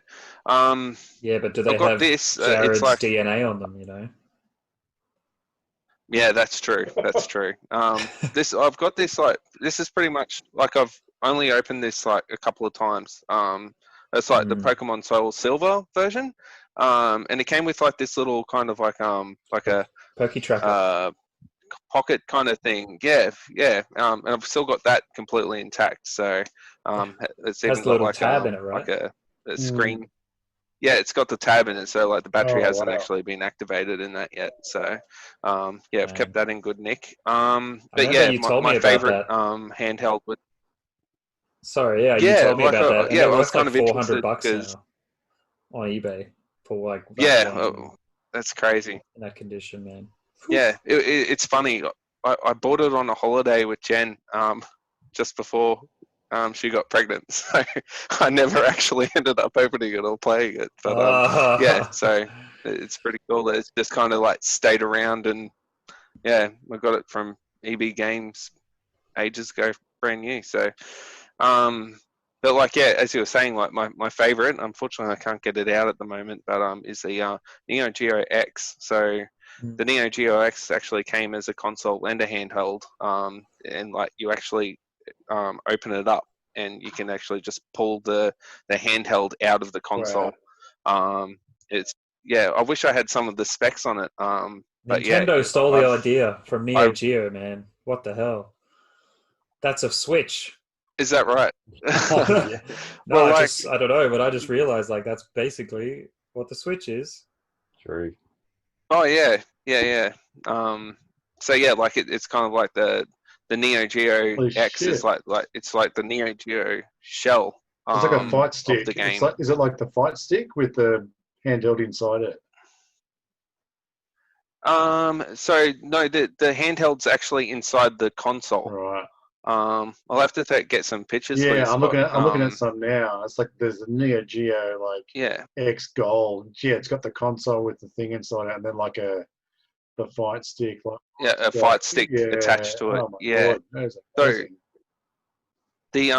the actual fight stick isn't great playing it. Right. So it's much better as a handheld console. Right. Or yeah. So I could imagine it and being it's like got like in the boot of some Japanese tuner car, where it's like the boot, like, and then another thing goes, and then there's like in the final box is like this tiny little handheld thing, you know, it's just like everywhere. yeah, It looks pretty amazing. yeah, it's like it's super like the buttons and the way that it was built is just absolutely amazing. And it's like you're playing arcade games. Like it's like direct ports of the games. You can change like the scale of the game, so like it is on a widescreen, but you can like bring it back down to like the original aspect. Right. Yeah, all the games are just preloaded, so you just like scroll through them and like select your Neo Geo Just game, and yeah, no you're carts, set. no nothing. It's just good to go. Yeah, that's it. Unfortunately, because there was like when they first came out, there was a legal dispute about like the ownership of some of the games. So yeah, I literally picked one up on release, and by the time that happened, yeah, that was kind of like no support for them at all, and completely just went downhill from there. But as a playable handheld console, like yeah, I really recommend them if anyone's interested in their Neo Geo style games. Nice, man. It got taken off the shelves, right? And then they're kind of rare now. Yeah, I'm not sure if they were taken off the shelves or they just like stopped making them after like Okay. day one of being released. But yeah, if you look into it, you'll find that there was like a legality issue with the rights ownership of like the games, and that's why it's no longer a thing, So, or not what did supported. you pay for it, and what year approximately? Jesus, I'm not sure. Would it sort of been around the $500 mark, or? No, it was cheaper than that. All right. I think it was about $300. And we got it would have been around 2012. Oh wow! It amazes me with stuff like that how old it isn't. You know, like Yeah, even the DS and the Lite and the XL and 3DS, and you're like, man, these feel so old Mm. because the Switch was just this like massive step, just leaps and bounds, really. But Mm. you know, like it was EB Games was stocking DS games, you know, new in box like only a few years ago. So Yeah. it's when you say something like 2012, I'm expecting you to say, "Oh, we bought it mid 90s," you know, for like $1,200 for a rich. That's amazing, yeah. especially being The Neo way. Geo. Sorry, what's that? Especially being Neo Geo, like they were just so expensive, you know. Mm. Yeah, for sure. So it was actually it's really cool to just have something to replicate the Neo Geo within the household, I suppose. Sure. Like those things are like thousands of dollars, just like well, you're talking about hundreds and hundreds of dollars just for like to buy a game of like one of the Yeah. MVSs. Hey, Mike. So Yeah. Oh yeah. yeah, what is it? What is the cartridge called? It's not an is it an MVS or AES, I an think. AVS? AVS, yeah. AES? Yeah. Yeah. AD. All right, right. And Mike But yeah, has a so nice inbox one. I do. yeah, I that's do. right. Just above me on the shelf, and it's it's beautiful to look at when the game's running. But you know, if you want to buy a Blazing Star, it's $3,950. Oh, Dude, I wonder if those yeah. prices some point, like, because no one can afford that shit. I wonder if they're just No, it's crazy. drop. It's crazy. Man, that's ridiculous. It's wild. Like metal What- slugs, like well over $1,000, all of them. Yeah, that's why you get the multi-cards, hey? Yeah, that's it. That's it. I'm saving up for a Neo SD, which is the one that you can load 4 games into. It's like a EverDrive for a Neo Geo AES. Like load 4 games in. One game is auto boot to load, and the other games you just have to load the ROMs off the cartridge, off the SD card to play them. So it's an amazing alternative for owning an AES because it's just the prices are ridiculous. I'm pretty sure they weren't released in Australia either. So there's only American, European, and Japanese or Asian models. So it's being an AES owner in Australia is just ridiculous. Like no one has them here. If they do, they have imported them. You know, yeah. It's the Rolls Royce.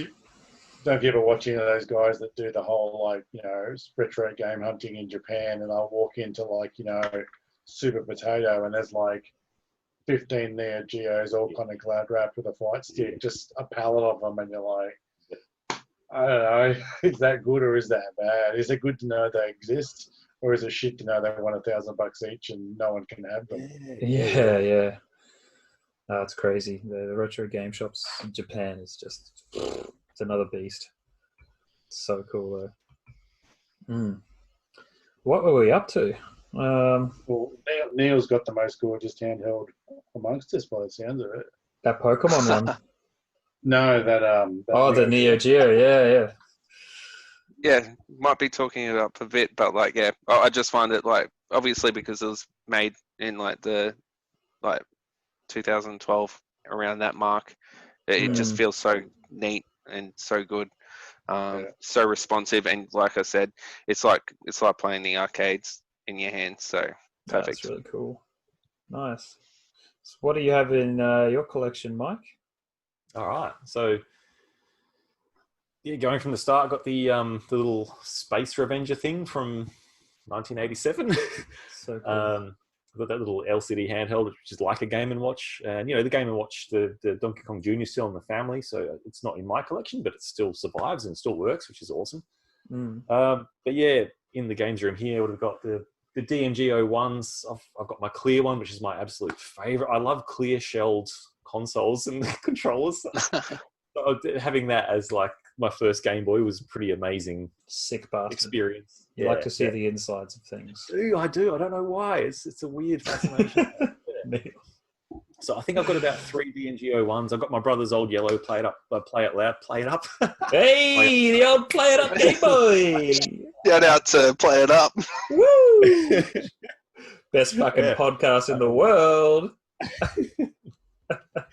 I've got another DMG, like a grey one, but that stopped working, as sometimes these old consoles do. So I'm glad my clear one still cranks, which is sick.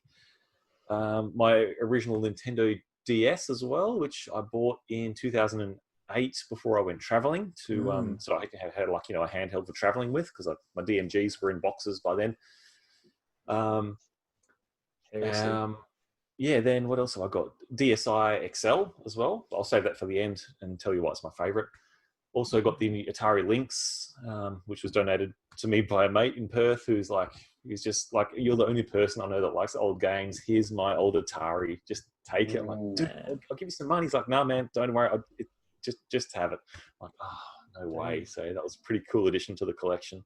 Yeah. On the side of handhelds, I've also got some Super Nintendo related ones. So I've got the Game Boy as Super Retro Advance, so you can play Game Boy Advance games. Like I'm playing Astro Boy Game Boy Advance game currently on the TV next to me via my Super Nintendo. That's cool. It's a very cool little thing. Super Retro Advance. It's as you can see on the box. I don't know. Well, if you've got video, you can see the box. It's the American SNES that they're showing. But for some reason, this works on European, PAL, Australian, New Zealand consoles as well as the American consoles. So it's nice. a strange. I don't know how that works, but it does. So that's great. Yeah. I did used to own the.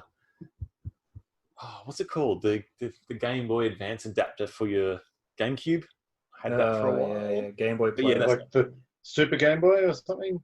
No. So that's on the Super Nintendo. Yeah. So And I've got on the the Super GameCube, it was well. the Game Boy Player. Yeah, I've got the Super Game Boy as well, which you can play all your original Game Boy games on your Super NES. No worries at all. And then also I've got I couldn't find it in the boxes today, but I've got a Hyperkin Superboy, which is a portable Super NES, and it's also region free too. And it kind of looks like a giant SNES controller, right? It does. Yeah. It does. Yeah. Yeah. And you put the full-size card in it.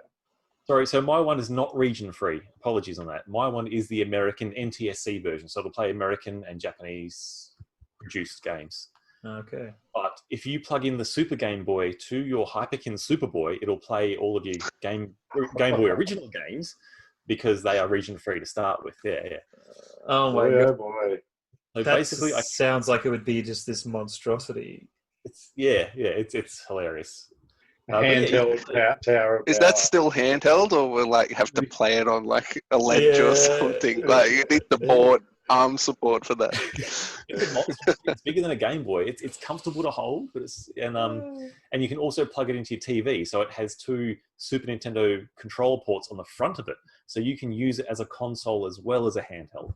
Yeah, that's cool. I like that. It's sick. So you could take that on the bus with a power generator and a CRT and just play Game Boy games on a CRT through your Super Game Boy Hyperboy. Yeah. Like, wow, man, this guy is dedicated to retro on the go. So is it was it actually Nintendo produced, or is this that was my question. No. Hyperkin. Made by Hyperkin, who do a lot of aftermarket specialty retro stuff to play old games on new hardware. Basically, they do a lot of that sort of stuff. Yeah, they do. They do a lot of adapters and stuff. Yeah, adapters and all the cables as well, like the updated cables. So component cables for Super NES or HDMI converters for Dreamcast, that sort of thing. Yeah. Nice. One of those companies. I don't know if they do the Retrons or not. But they do. They made the Retrons? Retrons. Yeah, Okay, the cool. Retron multi-consoles. Yeah. And were you saying you were playing like an adapted game through your GameCube? Oh yeah. So there was a Game Boy Advance plug-in for your GameCube as well that I used to own. Yeah. Where does it plug into the GameCube? It's like a plate on the bottom, and you kind of. I have one. I've got one at home. Yeah. Right. And it comes with a disc that you put into the Game Boy. I mean, into the GameCube, and then you put your game into the Game Boy player at the front. Right. And it's just, but the software it came with was shit. Like things looked blurry or too dark, so people hacked it as they do, and by using a save state on certain games or like something like a Game Genie kind of thing, you can hack it, and then it plays things with like, because it was also laggy, the original software, so like lag free, like way cleaner graphics and nice. And I actually ended up hacking it, which was, I almost gave up because it was a bit difficult. But when I load a save state from a certain James Bond game that I put on this memory card, it triggers the Game Boy player to start into this hacked mode. And like, yeah, it's kind of crazy. You can look it up on YouTube, like Game Boy player. It's called Game Boy Interface, the hack, and yeah, it just makes things look nicer. You can change the aspect ratio and how you want it, and you don't need the disc, because the disc is actually the rarest part of the Game Boy player thing. The PAL region discs in particular are super hard to come by. Yeah. So I bought my Game Boy player from Japan on eBay. It was like $40 or something, with a matching the matching color to my GameCube, and then ended up hacking it. And yeah, it's pretty cool playing Game Boy games with a GameCube controller. It's nice. And so going back to my favorite handheld console is my DSi XL, Nintendo DSi XL. It is Why the best. is that? It's the screen is, I think it's 30% bigger than your regular Nintendo DS, and it plays all your DS games. So bigger is better? Yeah, hell yeah. When it comes to handhelds, for sure. For sure. That's why he's got the super duper Game Boy that he plays on the bus. Yeah, for Jimbo. Yeah, no. The DSi and the games that came on the DS as well were awesome. Like two of my favorite games on the DS were Namco Museum, which had Galaga and Pac-Man, and they were like arcade. No way. Yeah, arcade perfect ports on a small screen. Given, that's the way it is.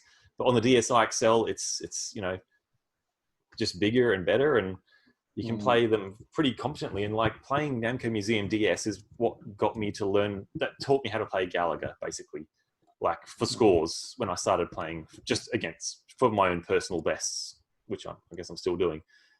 And so having that, and the other great game on Nintendo DS is the Konami Classics Arcade Collection, which has Circus Charlie, all perfect arcade ports. Yeah, has Road Fighter. I think it's got Yaya Kung Fu, but that's a terrible game. And a whole bunch of other games. Like Gradius, holy cow, Gradius Arcade is awesome. I never played it before until I played it on Nintendo DS. Oh, right. I've only played it on the Famicom, and it's fucking brutal. It's hard, eh? Yeah. Played it with Neil, actually, after episode 4, featuring Neil. Before, we were a trio. Yeah, and then we played Gradius afterwards, and it's fucking brutal. Yeah, sorry for interrupting. Please continue. That's right. And like all the remakes that made it to DS, like SimCity on the DS is awesome fun. It's like the best version. Using the stylus instead of a mouse is so intuitive, and they've made it so much fun. Resident Evil DS, which is Resident Evil Deadly Silence, which is a port of the PS1 Resident Evil 1 game, and it's incorporated like microphone. It's incorporated the stylus touch as well for not quick time events, but like action events where there's enemies coming at you on the screen, on the bottom screen, and you have to like swipe your knife around the screen to try and fend them off. Cool. It's just awesome. Yeah, Grand Theft Auto Chinatown Wars, where they basically remade the old Grand Theft Auto games into a new game, same over the top, so bird's eye view perspective. Awesome. Plays just like an old Grand Theft Auto game, which is awesome. Yeah, just Man. all the games. It's the clamshell case. It's always well looked after. The screen doesn't get scratched when you're traveling with it. I don't know. DSi XL is just my favorite. That's nice, man. I'll go you one better though and say new 3DS XL is better again, because then you can play 3DS games as well as the DS games. True. Yeah, I have one of those and it's really cool. But I mean, if you don't care about 3DS games and you just love the DS, I mean, it's fine, Mike. It's fine. Man, I care about one 3DS game, man. It's that Sega 3D Classics. I would buy a 3DS just to get that game. Oh, right. Oh, because you can play the Sega Classics in 3D then. Yeah, And Space Harrier, Outrun. Oh, dude, I need to get that shit. 3D is actually pretty cool on the console. It's not terrible, is it? It takes a little bit, but it's not terrible. Yeah, cool. And especially when they re-released them, like the new 3DS XL. Yeah.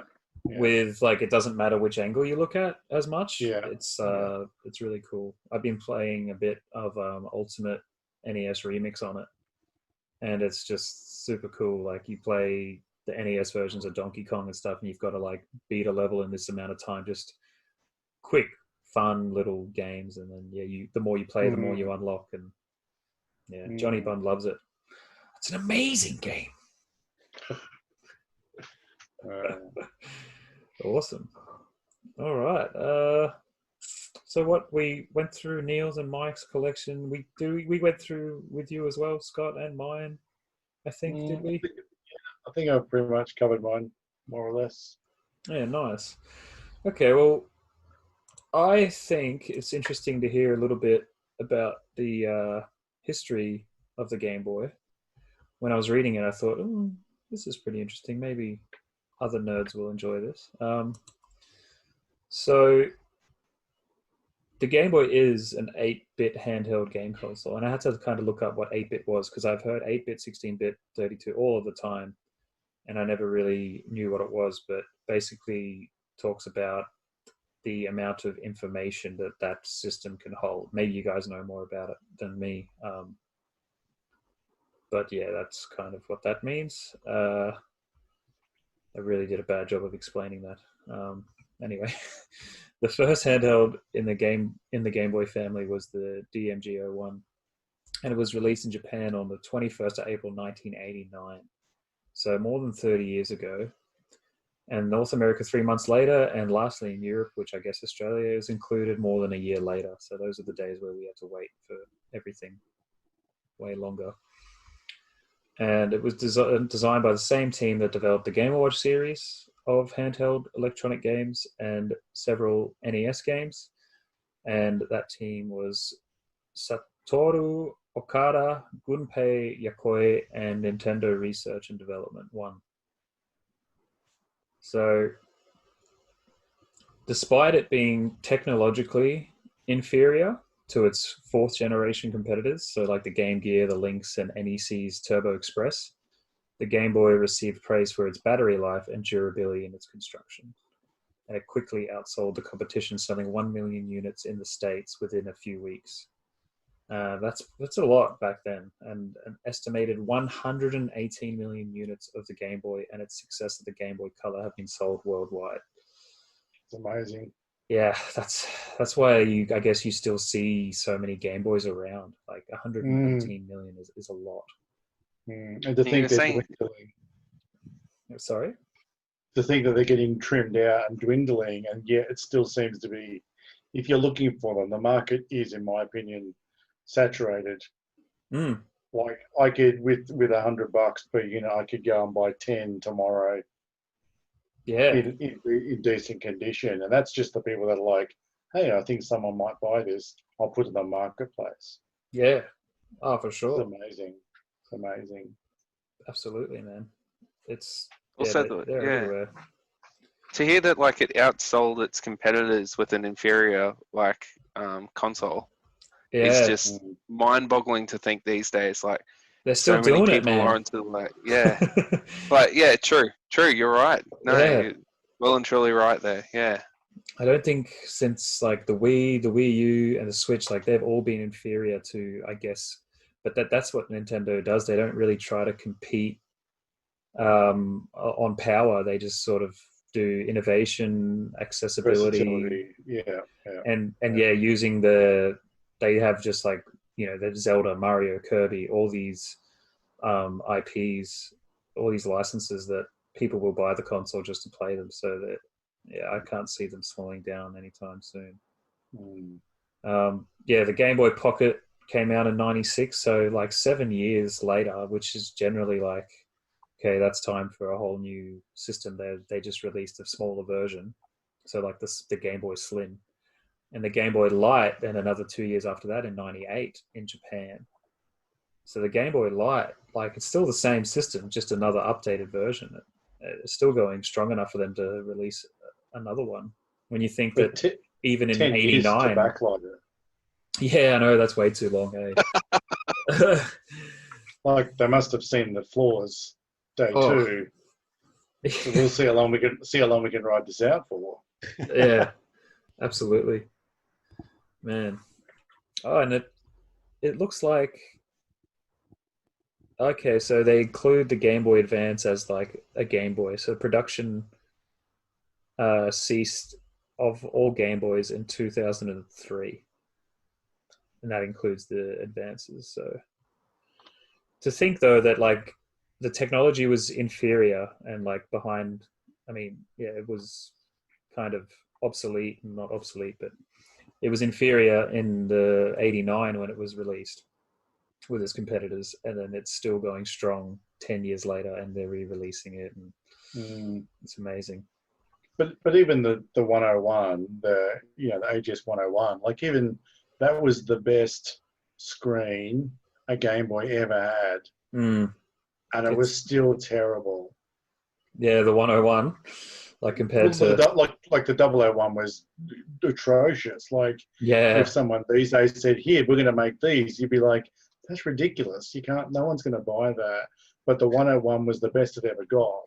And even that was terrible. Like, it still there's a lot of eye strain to make that work. I don't know, maybe a brand new 101 on super fresh bats for about 20 minutes is really good. Yeah, like the pixel response and so. that sort of thing was still a bit off on them. So this, I'll see if I can show you guys decently what this 101 looks like with the. So that's it running. Not terrible. That's with the backlight on. With it off, it's a bit more dull, but I don't think it's on full battery either. Yeah, it does. Terrible. It does look quite nice, but still, compared to modern standards, like, yeah, could be better.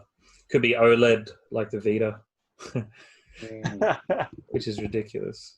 A little bit more history with the development. It was designed by Nintendo's chief engineer Gunpei Yokoi and its Nintendo R&D 1 team.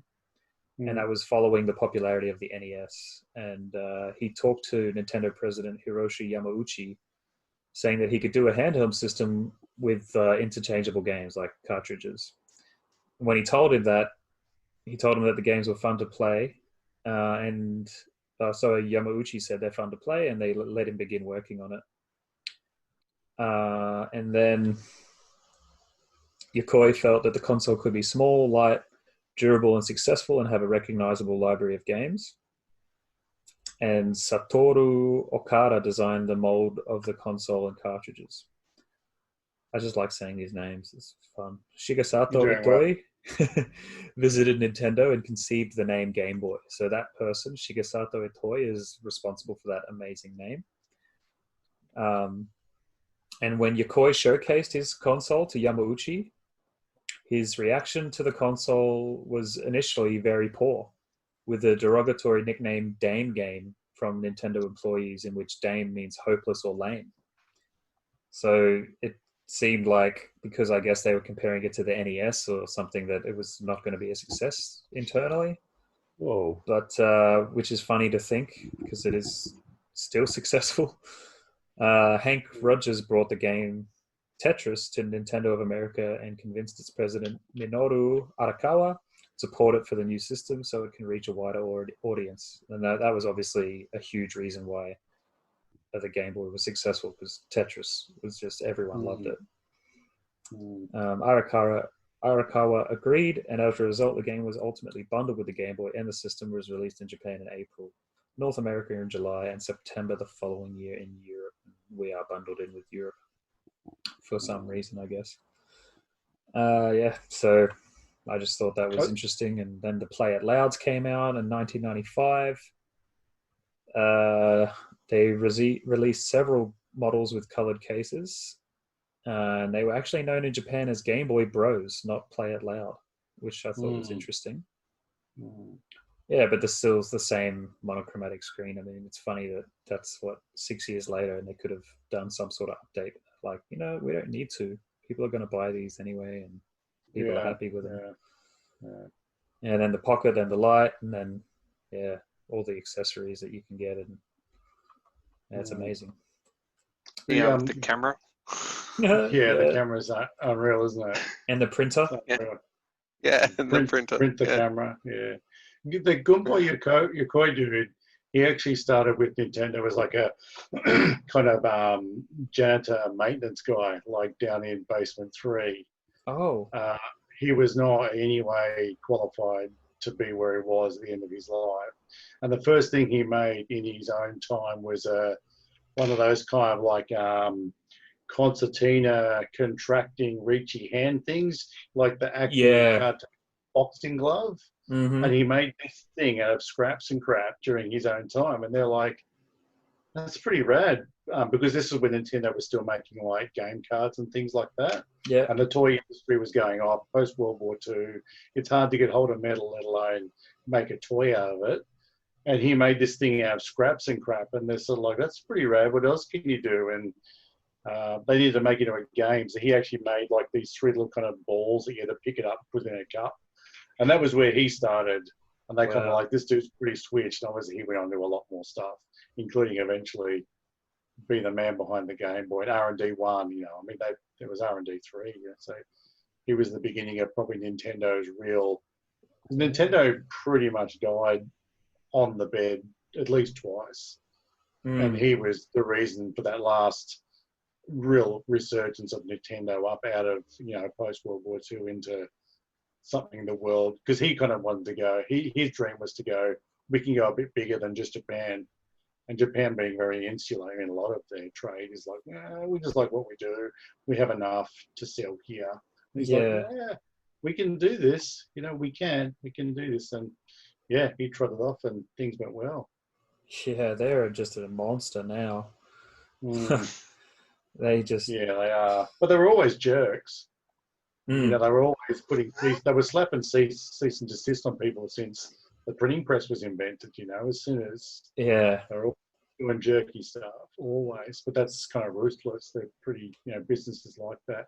Super protective of their like IPs and licenses. Like, I think because of what happened with Atari and so many shit games being released on it, then they had to like have the seal of quality, and they do take it a bit far sometimes with like cease and desists and stuff when people were streaming their games because they wanted to have a part of it. But and it has occurred to me like how you can buy so much straight up Nintendo replica parts, like like all these shells. This one here it's Game Boy Advance. The sticker that comes with the shell says Game Boy Advance. It's an absolute replica. Nintendo patents, made in Japan. It is identical, except that the serial number is fake, or it's probably the same serial number on every shell. Yeah. And it's like Nintendo obviously doesn't give a poop about that side of it. Sometimes it makes me wonder. It's not a big business. Obviously, it's not $1 million business, but like I know sort of last year when the Switch was really hot, and 8-bit, they do all these controllers, and they had the one that looked like the original SNES. It was the same color, and they got a cease and desist from Nintendo.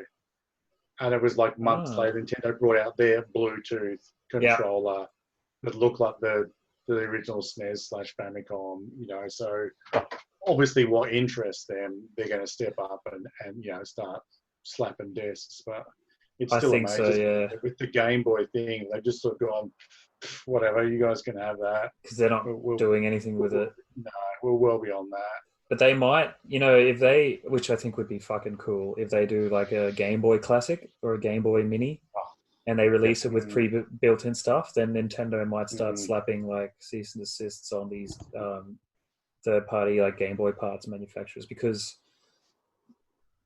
people will stop bothering with modding and stuff as much. Maybe not heaps, but because they do want that original feel and they like modding. But they would just go, okay, well, I could just get an official thing from Nintendo on a Classic, and that'll be hackable, no doubt, as well. Yeah, because a lot of people's itch isn't very big. They just want to play those 2 or 3 games they got for Christmas that year. They don't really care, and it'll end up like most consoles. Some lucky dude will buy it for $20 at a market, 2 years later when they buy a Switch anyway. Yeah. So a lot of people aren't as keen as we are to sort of have a more authentic experience. Yeah, that's true. They don't remember it anyway because it was like 30-something years ago, Yeah, that's true. Yeah. Cool. Well, I think you guys should get some sleep. What is it, 1 a.m. there now? 11. Wait, why 11 p.m. 11 p.m. Why did I think it was 1? Because my maths is terrible. Okay, so that's not too bad, but yeah, maybe we should wrap up and let you guys get some sleep. And yeah, was anything else? Yep. One last game I forgot to absolutely gush about. Ultimate Mortal Kombat 3 on Nintendo DS, the arcade port. It's arcade perfect. I've been using it to learn how to speedrun. It's that good, and it's identical to the arcade game. Like everything's in it. Oh yeah. Sorry, that's me done. Okay, all good. No, that's fine, man. That's all good. It's crazy, man, that you say like. I just don't know how you play it with like the lack of buttons. I feel like because like the fighting games like on at the arcade, it's like 5 buttons, isn't it? Yeah. 6. Yeah, and then so you're using like left and right, and then like how many buttons is there? 4 buttons on the 4 to choose from. Shoulder buttons. So there's 6 buttons all up. So the DS has 6 buttons, and the arcade machine has 6 buttons. Yeah, does it get hard to use the left and right as buttons, or no? Okay. It was like growing up playing Mortal Kombat. It was on consoles. So if it wasn't on the Mega Drive with six buttons, it was on Super NES with also 6 buttons, but in the same setup as the Nintendo DS. Yeah, right. Maybe it's because I come from a Mega Drive background with the 6-button pad. Yeah. So maybe that's why I think it's so weird. Yeah, that's it. No, Mega Drive. Super NES, PlayStation. That I played most of my Mortal Kombat on, and that's the same button layout as a DS. When you're as good as Mike, you can adapt to anything. Oh mate, he's a survivor.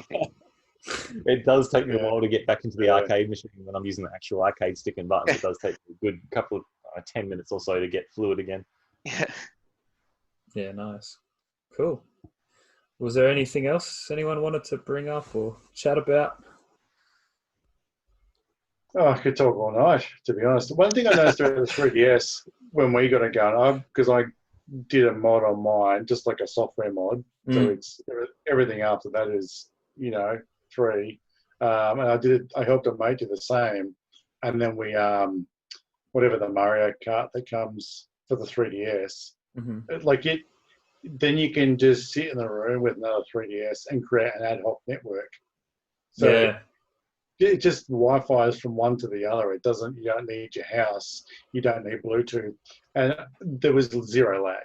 Obviously awesome. We're just here, but that kind of, ability to just do that, that's just such Japan culture. It's like, we're just going to go down to the Japan Mall and play Mario Kart together and share whatever. And those aspects of handhelds are just insane. We think we live in this world that's all of a sudden 5G and everything's amazing. Well, the stuff's been going on for a little longer than that, and it astounds me.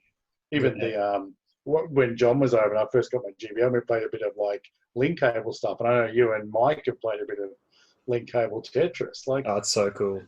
That's pretty rad, that was freaking 30 years ago. Yeah. That's amazing. It is impressive technology, and that you could play from between an original 1989 Game Boy and like a 2003 released Game Boy Advance SP, and have a link cable that has two different attachments, and you could still play against each other on those different consoles. And some of the black carts that came for the color, but are like they're like DMG carts as well. So you put them into a DMG, and they'd be black and white, but then you put them into color, and they build up palette into them. Yeah, and just like we talk about those areas where they're like 10 years to backlight. Jesus, what are you doing? But then they had all these other innovations along the way to make that somewhat flawed experience just so expansive, and I think the battery life was key. Oh, for sure. Like I had a few remote control cars when I was a kid, and we'd go to town once a month, and those batteries would last about 12 minutes a month. Yeah. And that's it. You're done for. So putting a backlight in would have been crazy for the batteries. Yeah. Like I said, I put 4 AA's in this. This is a backlit DMG, but I can play that like probably 45 minutes a day for 2 weeks. Nice. And they haven't changed the batteries. They're just stock batteries. Well, so not even special ones. Not even special ones. That's where they win. That is where they won. Yeah. Smart. Very smart. They've had some hiccups along the way, like I guess the Virtual Boy and the Wii U. Even if this technology and stuff was cool and sound, maybe the marketing or the market wasn't quite there at the time. But yeah, most of the time they either land on their feet or they've just got brilliant ideas. If they didn't nail it, the rest of the world went, we see what they didn't do. And everybody else learns from their mistakes. Yeah, true. And the Wii U is technically a handheld, isn't it? Like that's the first Switch in a way. Yeah, it was basically like they took that idea and made it even better with the Switch, and that just took off. Like I have a Wii U and I love it. I think it's really cool, but yeah, it's basically like a prototype for a Switch because you can't take it with you everywhere, but you can play off the TV and on the controller. And And now it's the Switch Lite, so it's full circle, isn't it? Yeah, so Switch Lite handheld only. So that's right. But I'm pretty sure you can either there's a mod or there's an adapter or something where you can plug the Switch Lite into your TV. I don't really know, but I don't think so. No, I think they were. No, I think there's the connection's still there, but it doesn't do it. I think that was the whole point. They obviously did their research and went, people just don't use these on TV. They're using them on the train. Yeah. So we can put a bigger battery in instead of all those other bits. Yeah, true. Yeah, I love having the ability to dock the Switch though, but putting it on the TV. For sure. Otherwise, it's not a Switch. Yeah, it's not. It's not switching. It's just like a improved 3DS or DS. Pretty much. Yeah, that's right. Well, it's cool. All right. Cool. All right. Well, thanks for joining us, Scott. And all right. Thanks very much. Hanging around Scott. Late at night, your time, guys. I'm going to have some. It's super late, but I'm going to have more breakfast. I only had a small breakfast. So. Not that anyone cares, but cool. That's another episode done for Play It Up. Thanks for tuning in, everyone. We'll see you next time. No worries. See you, mate. Bye. See you guys. Have a good one.